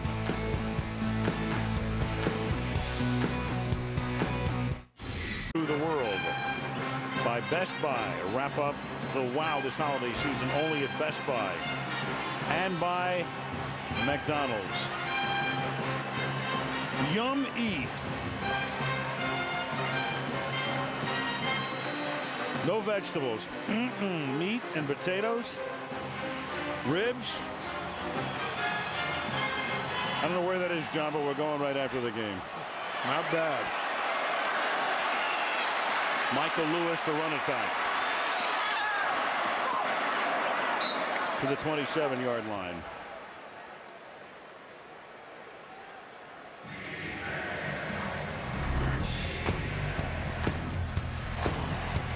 Drew Brees was something special in that first half. I mean, that was a ball handling one here. Again, you go play action pass, but look how quickly he gets off it and gets to his receiver. Here he just had great vision upfield, found Jones right there in the middle of his zone. And Roy Williams missed the tackle. But Drew Brees has put on quite a show in that first half, hasn't he? From the 26. Brees throws, and it's Carney who plays such a big role in the first half. Talked about Drew Brees before. Remember, San Diego wound up with Phillip Rivers as part of the Manning deal after the 2004 draft, and Rivers sat on the bench because Brees ascended and became a star in San Diego. And then it became a case of, what do you do with the Chargers? Well, it made it easier for the Chargers to elevate Rivers and give him the good deal and let Brees go, because Brees tore his labrum at the end of last season. Carney again, first down. And Johnny was talking last night about the recruiting trip. He went to Miami, but they were going to pass on him because of the shoulder. Instead, they opted for Dante Culpepper and his reconstructed knee. and that's another story. But Breeze goes there, and then Sean Payton, among other things, is taking him out for a tour of the town and gets lost. Yeah, and he's showing him an area where he lived, and then he didn't know how to get back. And he was lost, but, you know, he's the head coach. He's the captain of the ship. He doesn't want to tell Drew Brees and his wife, hey, I'm lost. So he calls Mickey Lewis, the general manager, and he starts getting directions. Oops. And here's Bush, and the Heisman Trophy winner off to the races again inside the 20, cuts it back, touchdown. Anthony Henry had the angle on him, and Bush made it look so simple, just cutting to his right. Touchdown, Saints. Yeah, I'll tell you, Reggie Bush is making this whole league look too simple, Al. And when he does that, I know what Bill Parcells is thinking. Here he is, he's in the backfield, and he just throws him on a little screen out there. A good block there, a pretty good block there, but the rest is Reggie Bush. He runs out of a tackle there, makes a move on two guys right there. Boy, is he fun to watch, isn't he? He's fun to watch for every fan, except if you're a fan of the Houston Texans. And every Texan fan has to be saying, what in the hell did we do after the draft? Hey, I want this guy on my team. If I have first pick, I'm picking Reggie Bush. I don't even know what the game is. Wow. Here's Carney for the point after. Well, 4 touchdowns last week. On the board tonight. The Saints, I guess they are for real. 28-10. Reggie Bush just 4 away from breaking that mark. Barring injury, he'll go well past Earl Cooper, who caught 83 as a rookie running back with the 49ers in 1980, the year before they began their great run. But Bush is on a pace to get into triple figures. Of course, he also runs the ball about 10 times a game normally, or a little bit more time. He's only carried 3 times. No, just look, I mean, he's a fun guy. I mean, he's a bright-eyed guy with, you know, that's just full of life and energy, and I think he's fun for everyone to be around. Miles Austin to run it back, and again, a good run back for him to the 38. And reading a story today about, you know, Reggie Bush's jersey sales, #1 in the NFL right now. Let's go to Andrea. I'm going to go buy one. Yeah. Well, I can tell you Bill Parcells is not going to go buy one because he has had a stunned look on his face on the sideline, and he was stunned when he talked to me at halftime. He said, we took a bad beating in the first half. We have to take our time and be patient. Of course, this is before that Bush touchdown. And he completely scoffed at any notion that Sean Payton's familiarity with Tony Romo is why they were playing such good defense on him. Well, you go back to, you know, Romo and Payton with the Eastern Illinois connection, and Sean, his position coach here over the last 3 years. Romo off the play fake, throwing, caught by Glenn at the 42 of New Orleans, and he takes it to the 35. Fujita stops him there, and there'll be a little more alacrity to this Dallas attack now as they get up and huddle up. Yeah, I just got a feeling that the Dallas Cowboy offense just never got started. I don't know.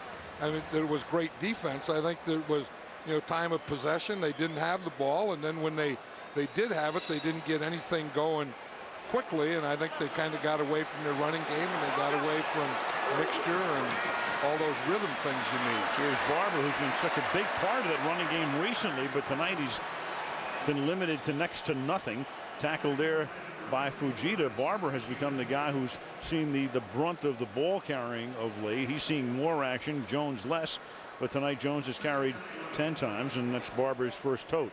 And Barber's a guy that usually, you know, goes north and south, takes the ball, hits it in there quickly, is, you know, a tough type of runner, and he runs a lot of those 3rd down draws too, so I think that's one of the reasons he's going to have a better average. 2nd down and 11.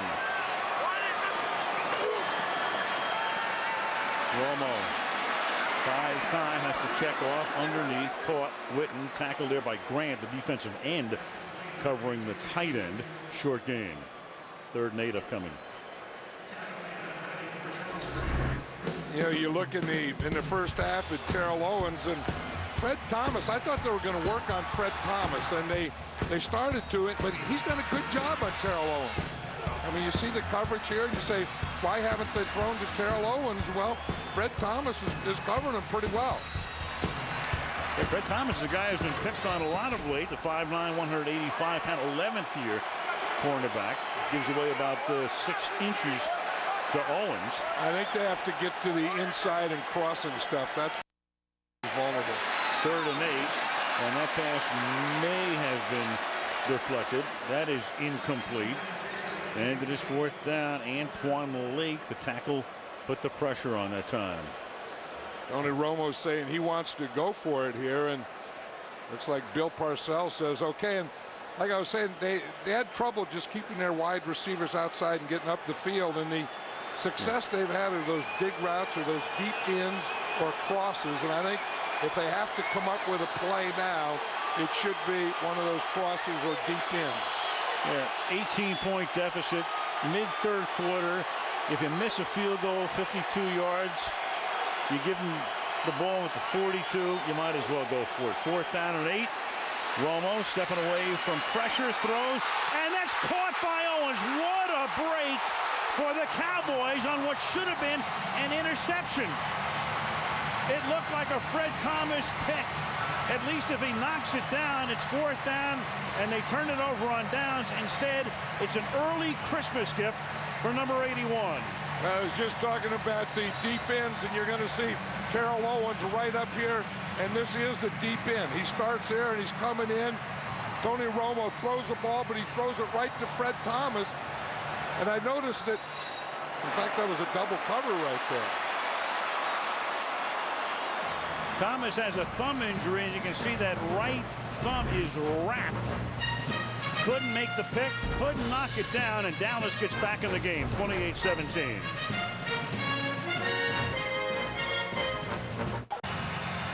Fred Thomas distraught on the sideline because he had a chance to pick it off, at least knock it down. Instead, the deflection goes into the hands of Owens. Talked about that thumb injury, and that was severe enough to keep him out of the game against Pittsburgh on the 12th of November. He does not have an interception this season.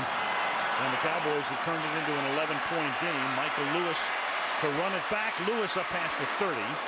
Coming back from knee surgery last year up to the 38-yard line, and we go back to the touchdown pass. You know, on that shot we saw Fred Thomas, it looks like he has a cast on that thumb, and the ball went right through his hands. And, you know, it's tough. You can see, you know, he's saying, how in the heck did that thing get through there? But it's tough to play when you have a cast on your hand.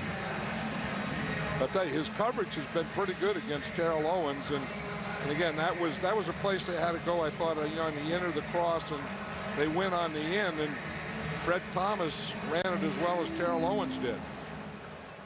Speaking of hand injuries, we were here the second week of the season when Owens broke a finger and had surgery. It didn't cost him any time.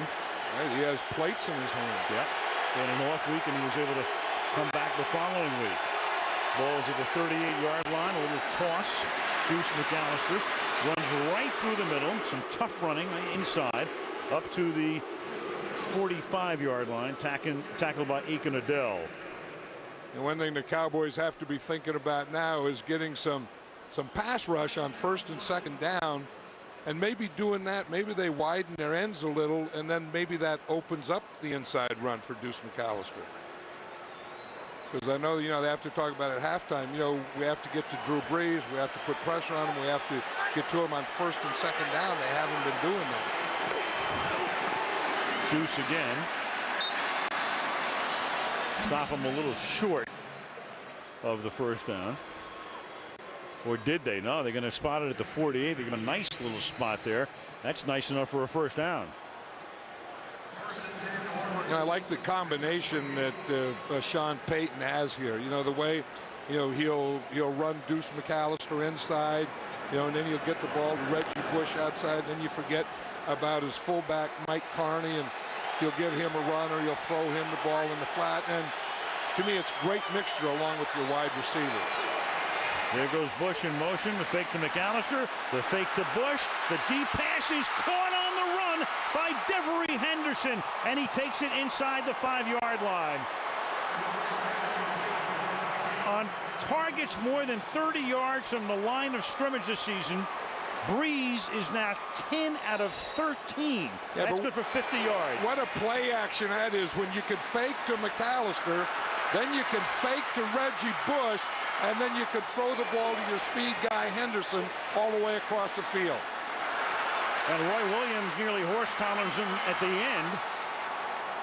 But there's no flag, and it'll be 1st and goal at the 2. And Drew Brees put that one in there perfectly.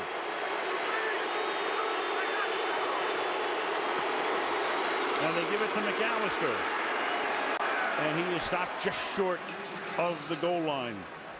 Second down and goal. Boy, I tell you, Peyton has done a fabulous job of play calling tonight. Yeah, right. He's really kept this Dallas Cowboy defense off balance. You know, when they think he's going to run, he fakes a run and throws. When they think he's going to throw, he runs. When I think it's going to be a tailback, he gives it to the fullback. And the Cowboy defense has been on their heels the whole game.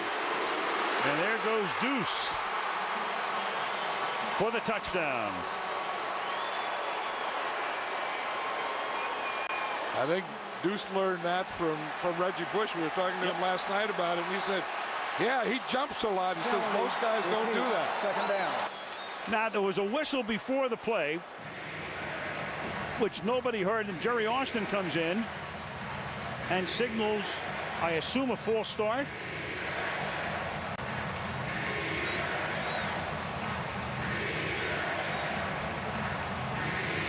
Yeah, I would assume with you a false start or not. Yeah, that's what I would assume. Didn't hear the whistle, never heard the announcement. It's going to be an illegal substitution is what they're telling us that he said. Even upstairs in the replay booth, we're checking with them. They don't know what the call was. Second and goal. Breeze throws. Carney again, and he is taken out of bounds. He's already scored twice tonight. He signals touchdown for a guy who'd never had one in his career, but he's well short of it. A yard anyway. Well, Carney knows the rule that the goal line goes around the world, so the ball doesn't have to be inside that pylon, and that's what he was trying to say, that I broke the plane of the goal line even though it was outside. Well, I don't know. That was pretty close, wasn't it? Very close. By the way, the penalty was on Zach Strief, who did not report as an eligible receiver at the end of the line. Meanwhile, Peyton is out on the field. And now he knows the guys are upstairs are telling him you might want to challenge this call. And that's what it will be. He's going to challenge it to see if it's a touchdown.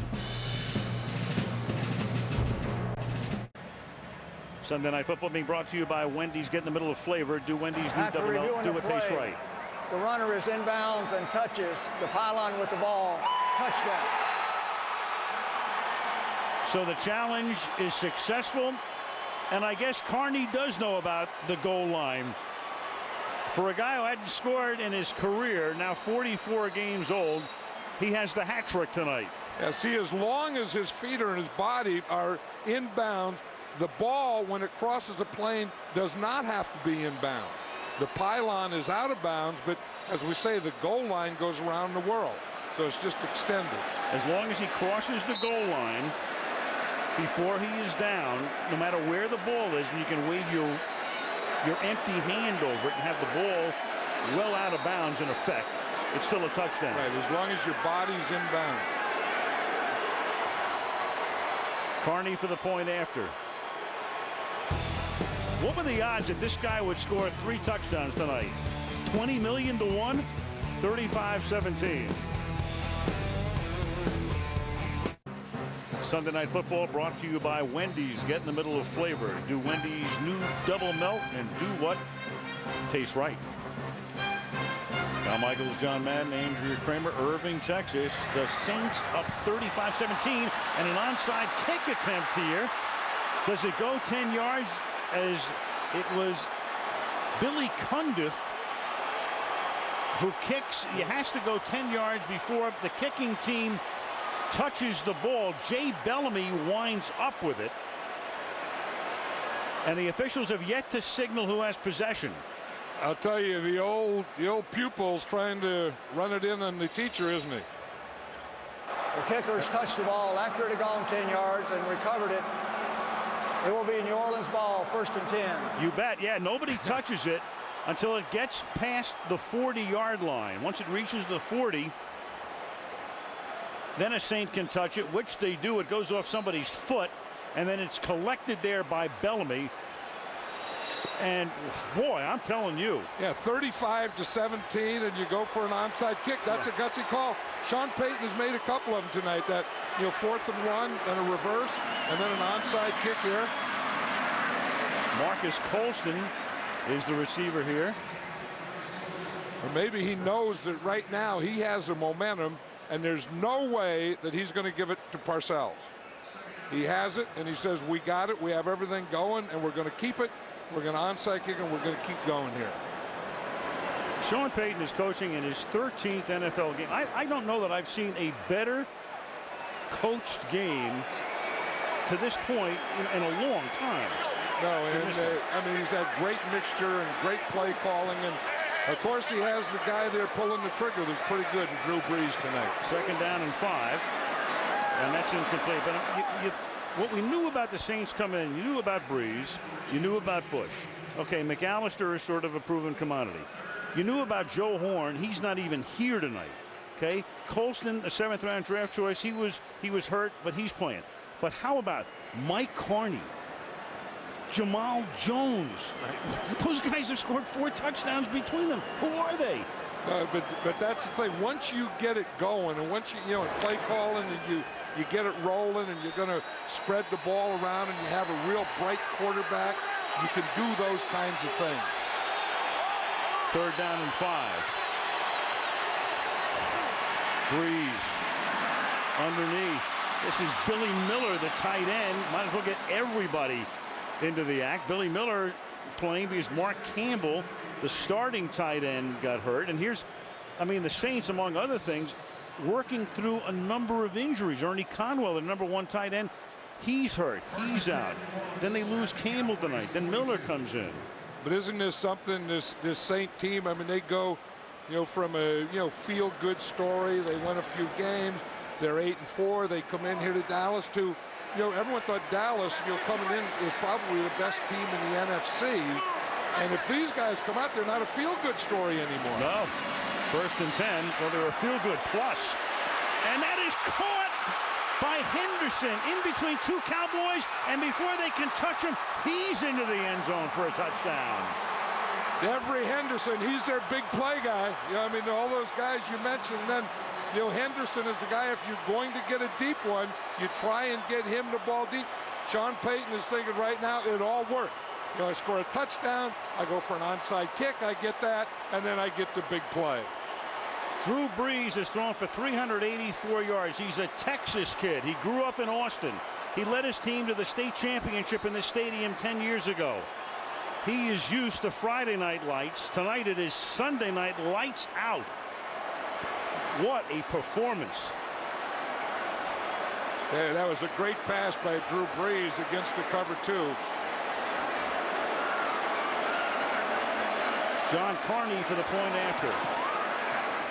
And with 3:47 left in the 3rd quarter, the #1 offense in the league has rolled up 42 points on the Dallas Cowboys. Then we're going to see, here's what it looks like. Here's Henderson right here. Now we're going to get a cover 2 where the corner comes up and hits here. The safety comes over. Drew Brees is going to hit him right in the hole, right in front of the safety, behind the corner. There's a window right in here. And you watch Henderson down here in the bottom. He gets by the first guy. See the window right there? Drew Brees hits him perfectly before Keith Davis, the safety, can get over there. Here's a route. You see, right up there, Henry is trying to hit him, and then he gets away from that. Then he comes under control a little because he knows that the next guy is going to be the safety coming over, Keith Davis. So that was a heck of a throw by Drew Brees, but that was a good route by Henderson, and and getting away from Anthony Henry, and then finding that hole, coming under control a little in that hole. Drew Brees had shoulder surgery in January, 4-month rehab in Alabama, had it done by the noted surgeon James Andrews, and his in-laws live in Alabama, so he was able to get down there and stay down there for the rehab. Miles Austin to run this back, and he loses the football, but it's picked up by Elam, and Abram Elam is tackled at the 33-yard line. Coming into tonight, Romo was 1st, Brees was 4th. There'll be a big change after the game here because 158 and change is a perfect rating, so Breeze is 146.3. And Romo 73.8, and a lot of that is that 50-yard pass to Glenn. Drew Brees has been close to perfect tonight. I mean, he's hit the short ones, he's hit the medium ones, he's hit the deep ones. He's done everything to a defense you can do. The 10 different receivers. Romo's going to launch one. There's a flag down, and Owens will draw another flag because that was Thomas again, who appeared to be beaten on the play. So you have a flag down all the way upfield near the 50-yard line, and then a flag came in at the end of the play. Two separate issues here. And that's kind of what we thought, you know, that the Cowboys would do is work on Fred Thomas over there with Terrell Owens. And I still think the thing that they have to do rather than those ups are just running straight up the field because Fred Thomas has covered those well. On the defense, cornerback, it's a 5-yard penalty from the previous spot, automatic first down. But again, I think they have to, the only thing that they called is illegal contact here. He's past 5 yards, now he can't touch him. He gets his arm in there. That's what they called there. And then they didn't call pass interference there, obviously. He threw the flag right there. I thought he did too. That's what I'm confused about. And he can't, if he threw the flag back there at that time, that had to be pass interference. Because the first one had to be hitting him after 5 yards, and we saw that. Then the second flag would have been pass interference, and of course the ball would be right there where the pass interference occurred. You assume. Now they're telling us they decided there was no pass interference. So, despite the flag being thrown, it was picked up. Okay. Everything's after the fact with this crew tonight. On 1st and 10. Again for Owens. And Thomas is right with him. Yeah, I know what they're trying to do, and I keep going back that Thomas is covering that well. Okay, you know, you've proved, you know, we're trying to get the ball to Owens. We're trying to take a shot to him. We're trying to get it to him deep, but you don't have to just run up the field with him. I think the place to run with Owens is maybe bring him in motion, maybe bring him across the field on a deep crossing pattern, or again, going back to that deep end, because they've proven right now that they can't just put him out there and running up on him. 2nd and 10 now from the 37-yard line. Romo over the middle, and that is caught by Glenn right in the middle of traffic, and he knew he was going to get popped, and Fred Thomas makes the tackle, and that will be enough for a first down. Yeah, and that was the deep end to Terry Glenn, and they had Terrell Owens in the slot on that one, and he ran an in also. In fact, he was wide open, so he had an in from the outside receiver right there, Terry Glenn, and just inside of him, also running an in pattern, was Terrell Owens. That's good for 18 yards. Glenn with 6 catches tonight. Romo has only 10 completions. Owens has caught 2. Now Jones. And Jones should have enough for a first down before he gets slammed out of bounds by Josh Bullocks. You know, one of the things that this Saint defense wanted to do, and they've done an excellent job, is to keep Tony Romo in the pocket. I mean, he's pretty efficient in the pocket, but he's really deadly when he'd get outside.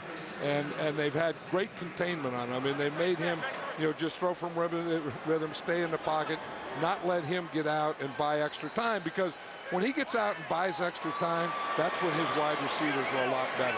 And who would know that better than Sean Payton, who worked with him every day for 3 years. 1st and 10. To the outside, and Glenn gets free and makes the catch at the 19-yard line. He's tackled there by Jason Kraft.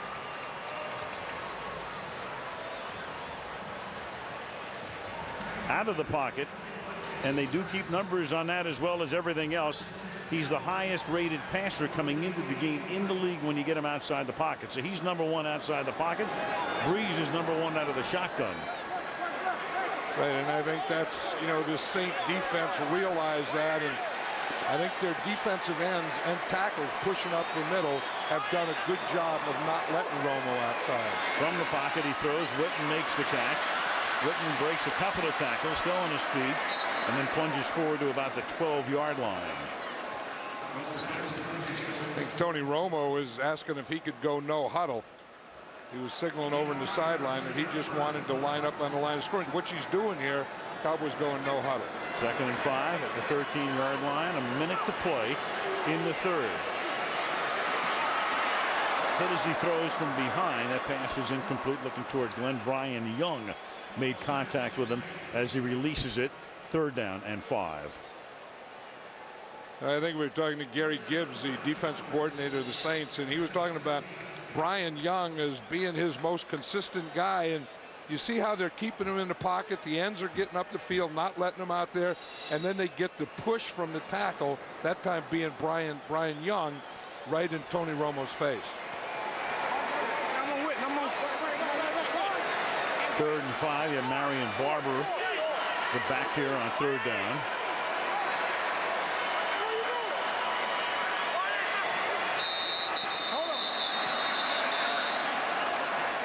Flag will be against the Saints, or a timeout was called. Timeout was called. It will be a just 30-second timeout. The snap. Let's go to Andrea. Well, we've been singing the praises quite a bit of Sean Payton. So before the game, I talked to Mickey Loomis, the Saints general manager. I wanted to know how he even found out about him. He said his name was out there, but he was telling me that the league, the NFL, keeps a half-an-hour interview on file of prospective head coaching candidates. So in early January, he got DVDs of about 30 or 40 assistant coaches. They're all asked the same questions. What Loomis told me he was most impressed with Sean was not so much what he said, but how he presented it. Loomis also said that what was important to him is that he'd actually worked for Bill Parcells. He wanted a guy who had a firm hand, and he liked that in Sean Payton. But I don't know, what do you think, guys, this mentor relationship, how long do you think that's going to last? You know, Bill's got a pretty long memory for blowouts like this. Well, I think Bill's going to be upset with his team if they don't win here. I mean, they haven't been very sharp. You know, if they're going to do something, they have to stop them, and their defense has to play a lot better, and they have to tackle a lot better than they did tonight. 3rd down and 5, and now Romo's going to take a timeout. So they have a play call. He looked at that defensive alignment, didn't like what he saw, and in a game in which he's already trailing by 25, he has to burn a 3rd quarter timeout. Next week, we head west. We go to San Diego, the Chargers, and a lot of people think they are the best team in the league right now. We know LaDainian Tomlinson has had an unbelievable season, and they will take on the Kansas City Chiefs. He set a touchdown record today. Did Tomlinson, 29, that eclipsed the mark set by Sean Alexander last year, and he's going to break Paul Hornung's scoring record, which has stood for decades.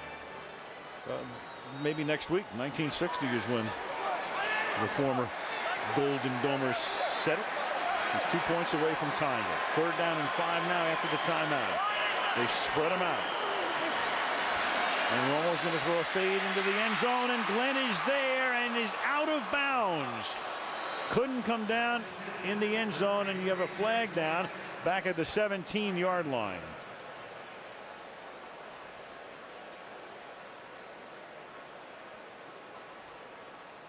That signal was for illegal chop.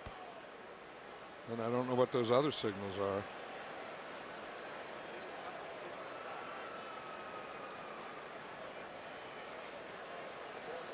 We have an illegal chop block, number 65 and 62. That penalty is declined. 4th down. So you had Gerard and Rivera, the center and the right guard. Yeah, it's going to be right here and right here. And again, if one blocker is engaged, then the other guy can't hit him. That's what it is. Now, Rivera cuts him, which is okay. He can do that, but then Gerard comes over the top, which he can't do.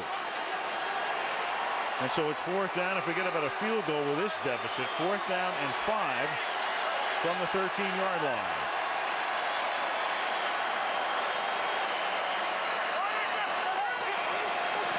Their last touchdown came on a 4th down play. Can they do it again? No. Glenn covered by Thomas, and another penalty. Flag down at the 13-yard line. I think that was against the Saints, Al. I think they jumped, which will be awfully close to a 1st down. Outside. number 68 of the defense. So it's 4th and 5. The result of a penalty. I know. Well, I was boy. thinking the same thing Austin was thinking. I was looking at that and saying, you know, well, the 5 yards give him a first down. Yeah, the result of the penalty may be a measurement.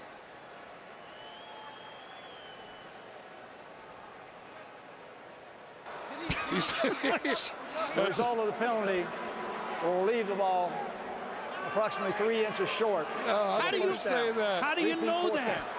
That's impossible to know. He gave the international signal just before that, as I have no idea what it is. I know. Well, if it's 3 inches short, how do you know it's 5 yards and 3 inches? Okay. I give up.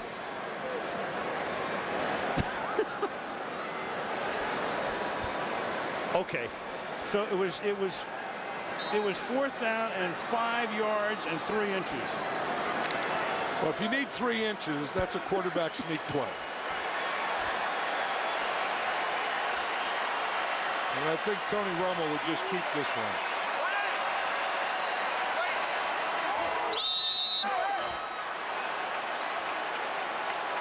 Now you're going to have a false start against Dallas, so you're back to 4th and 5 and 3 inches.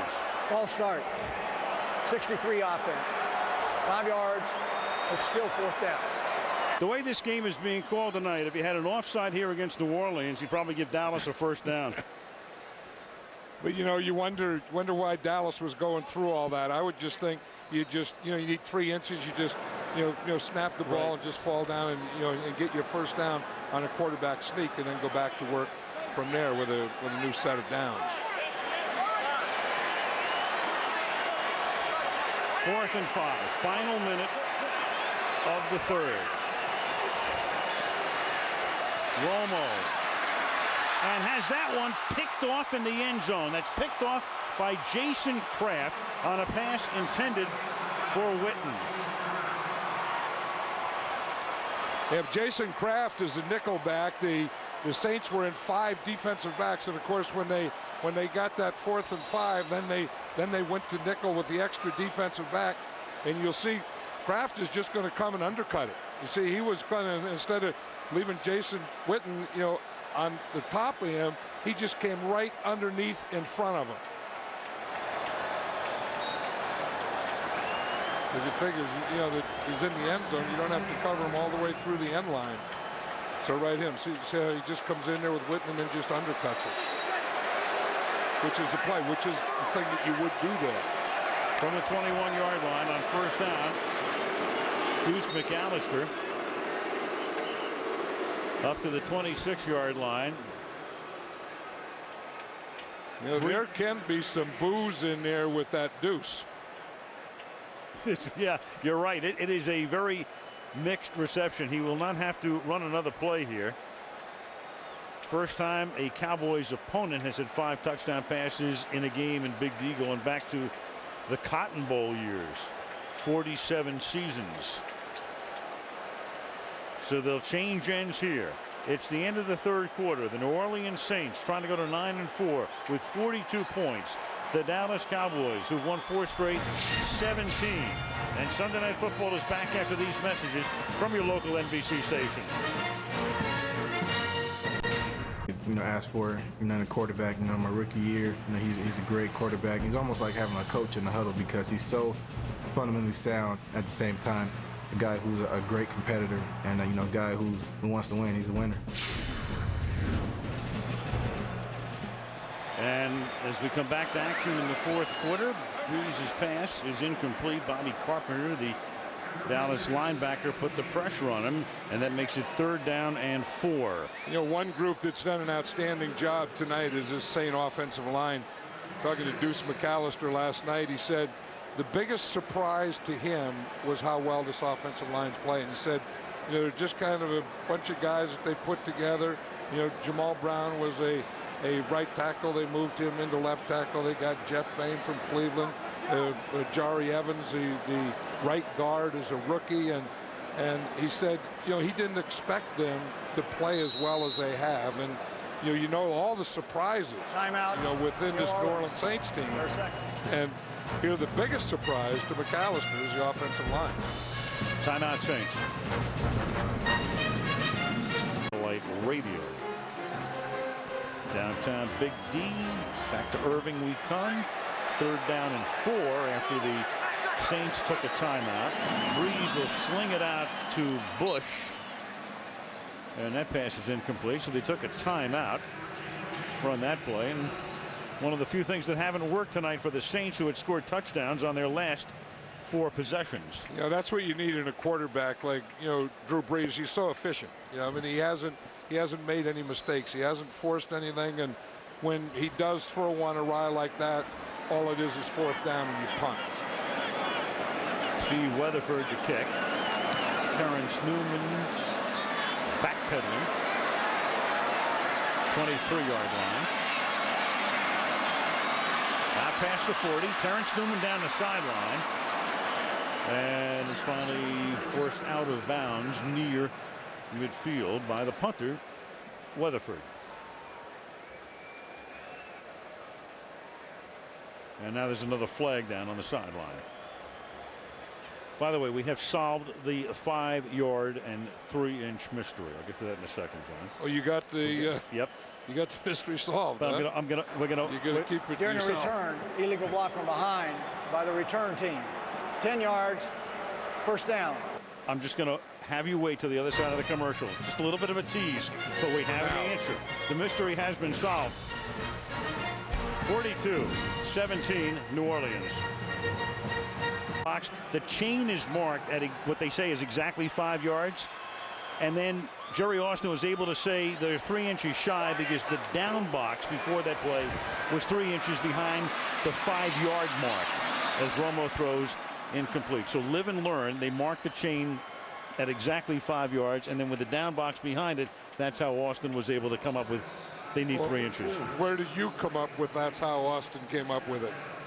Because I don't know that Austin did, because I looked, you know, he gave that universal international look, you know, like, oh yeah, like this one here, like I don't know.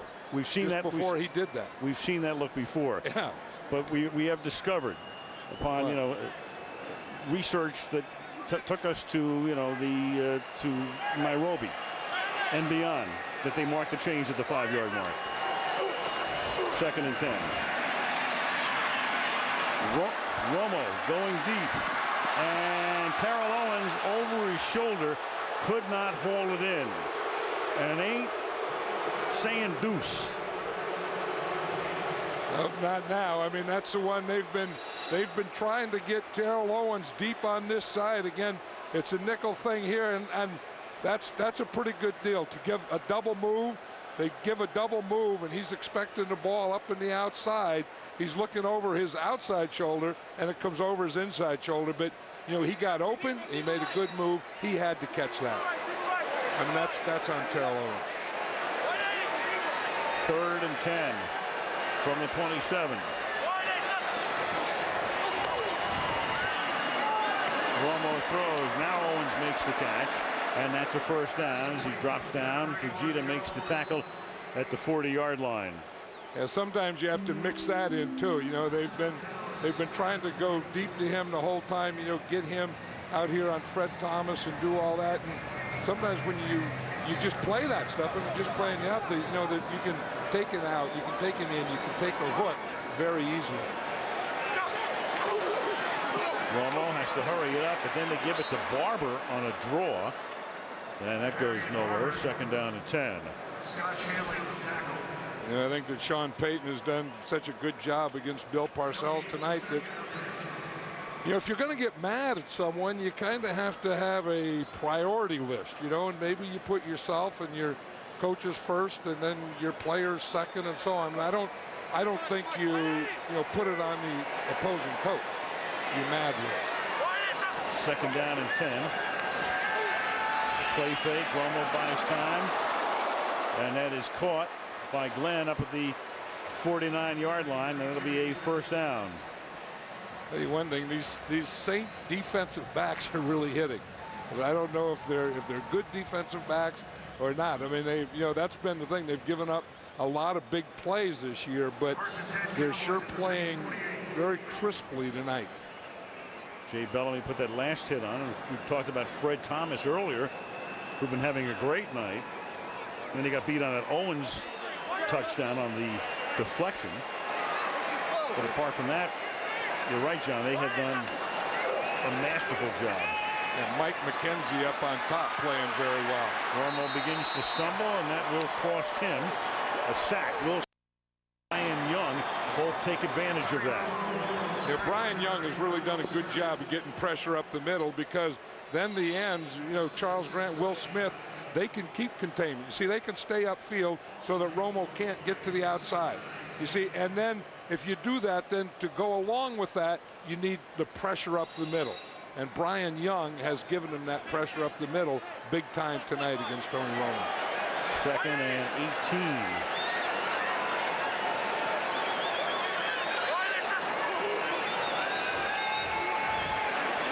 Romo airing it out, going for Owens again, and Owens had trouble finding the ball. Double covered by Thomas and Bullocks. You know, and this is what the Saints have done all night to Tony Romo, is they knew that they didn't want to let him outside, so they kept those ends up the field, made him stay in the pocket. You see, they had pressure from the outside, but even bigger than that is the interior pressure. So they can't step up, because if you just contain him on the outside, then he can step up or step to the outside. But if you contain him on the outside and get the pressure up the middle, there's no place for him to go. And kudos to Gary Gibbs, the defensive coordinator who was on the Dallas staff with Peyton last year as the linebackers coach, former Oklahoma head coach. That's caught by Witten at the 50-yard line. And Gary Gibbs knows Tony Romo very well, because when he was a linebackers coach for the Cowboys, you know, Tony Romo would run the scout team. There's Gibbs right here. Tony Romo would run the scout team, so he was always getting his defense ready against Tony Romo.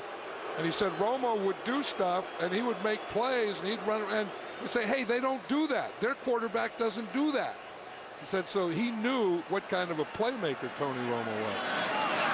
And prior to punt, drops the nose of the ball. They give him the reverse spin on it. Michael Lewis makes a fair catch at the 16. 11-11 to go in the 4th. It's like word association. Ed Norton, Bart Carney, Mike Carney.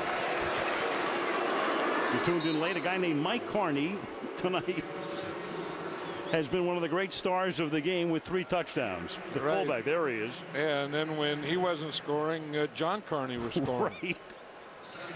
Carney filled evening. But I'm really impressed with Sean Payton. I mean, I've been impressed with him for a long time. You know, I thought he was, you know, a good young coach, and I was never sure if he was ready to be a head coach. But you know, he went down there. He took a tough situation. He said he had to change the environment. He changed the environment. The players have bought into it. But I think a big part of that was Drew Brees.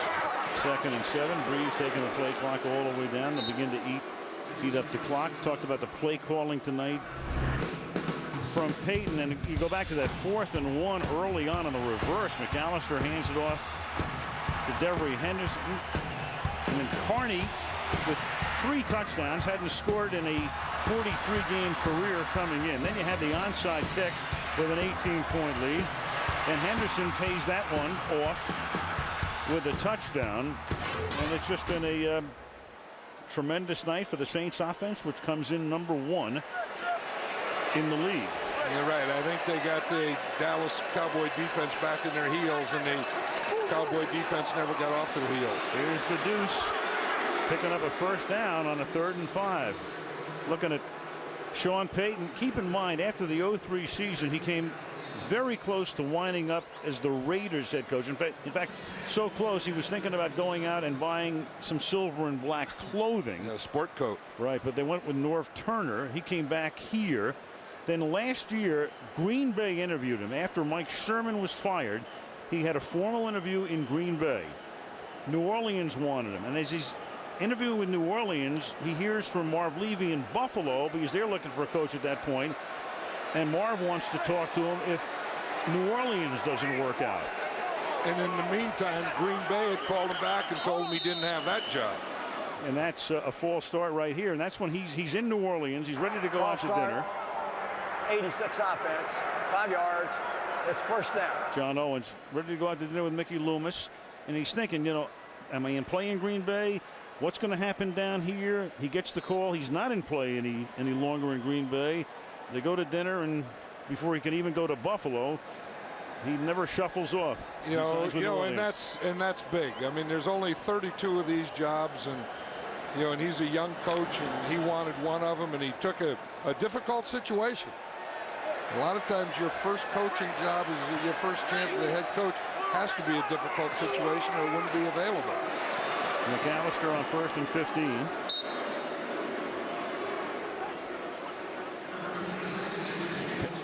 Peyton, a little bit like John Gruden, Eagles quarterback coach in the late 90s. Then he goes to the Giants as the quarterback coach, offensive coordinator. Jim Fossil-Rain comes here under Parcells, listed as the quarterback coach and the passing game coordinator, because they really don't have, in effect, what you call an offensive coordinator, a matter of semantics. And on to New Orleans. And he's associated with Bill Parcells a lot more than just 3 years. I mean, you hear stories about Sean Payton and Bill Parcells, and you think that, that he'd been a protege of Bill Parcells forever. They were really only together 3 years. And this is Deuce up to the 29-yard line. Well, it's maybe the biggest surprise in the league. Talking about the Saints, certainly a great feel-good story considering everything that's happened to that devastated region. Now this team is really for real. They're 7 minutes away from being the number 2 seed in the NFC, going to 9-4, and thoroughly dismantling a Dallas Cowboy team that a lot of people thought was the best team in the NFC. Right, coming in, they were the best team, and then if they beat the Cowboys, then you have to think that they're the best or one of the best. And look at this.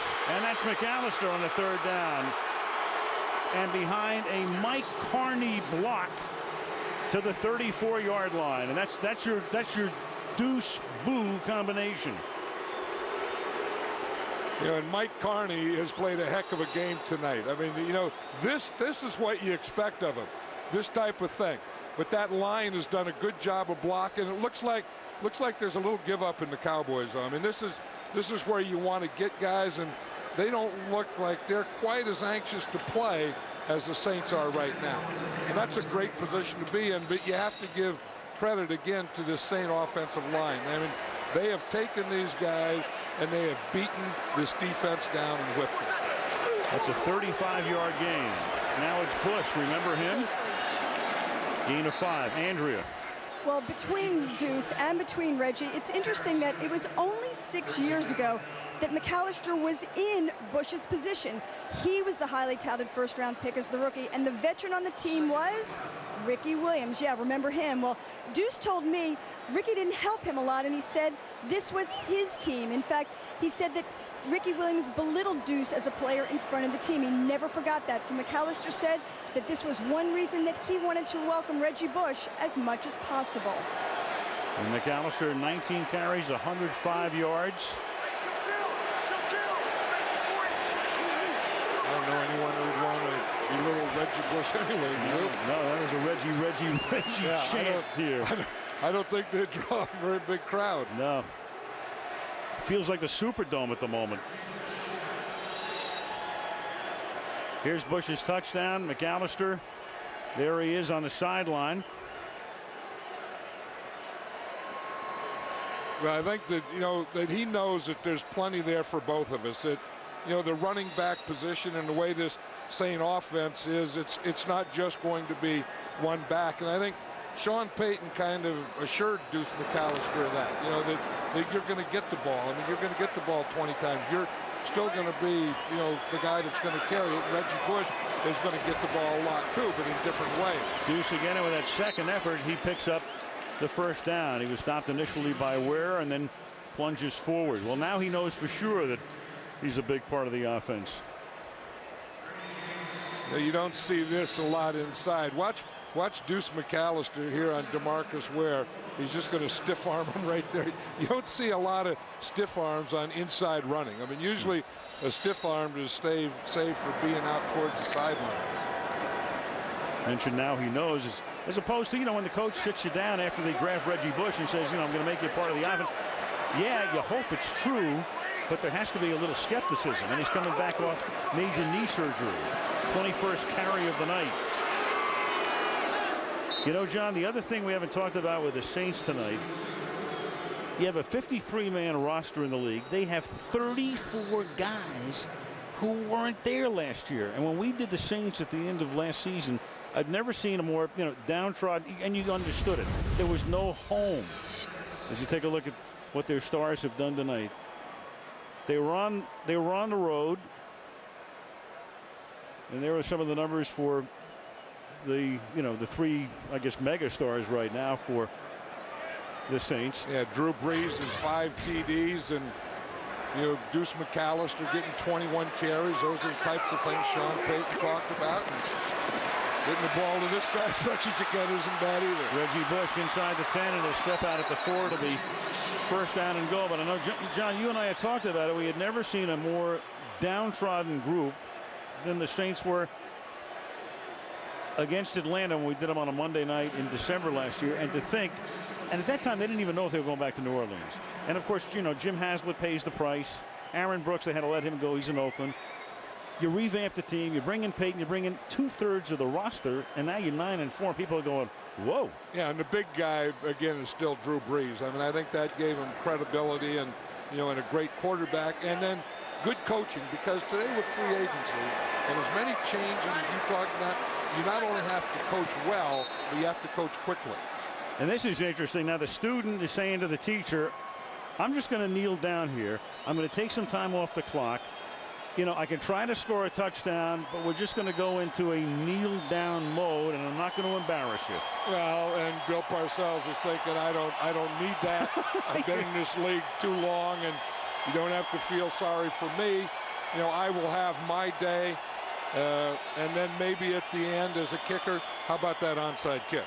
Yep. I still think that this is a trend that we see more and more, Al, is the opponent team, and maybe now it's just Saint fans in here. Well, we started the night by saying, how about dem Cowboys is the new rallying cry once again in Dallas. And we're going to end the night with that old refrain from New Orleans. Who dat gonna beat them Saints? 42-17 New Orleans.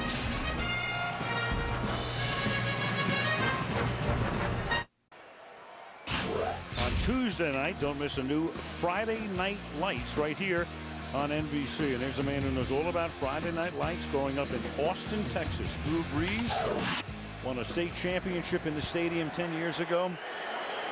And he's having just a great night. It's one of those delicious nights if you're a New Orleans Saint. And like we were talking about the Saints this year, they come in here at 8-4. They're a feel-good story. Maybe they'll be a playoff team. Then they come out of this game. It's still a feel-good story, as you say, but maybe they're the top team in the NFC right now. Well, you look at the Chicago Bears, who have the best record, but it's been all defense for them. They're 10-2. They play the Rams in St. Louis tomorrow night. They're your division leaders, and that's going to go to 9-4 for New Orleans. So at the moment, they're going to be the number 2 seed. Seattle loses today. Dallas will drop to 4. Seattle would be 3.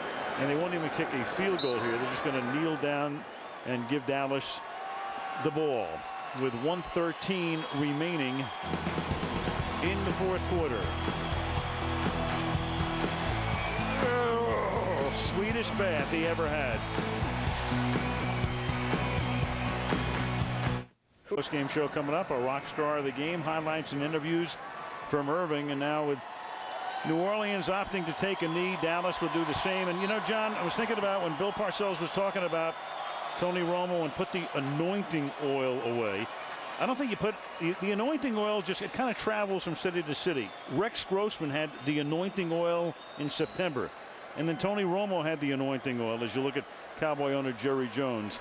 And I think the anointing oil, just like it kind of moves around. Maybe Drew Brees has the anointing oil right now. Yeah, but Drew Brees has played. I mean, the other guys are young, and any quarterback who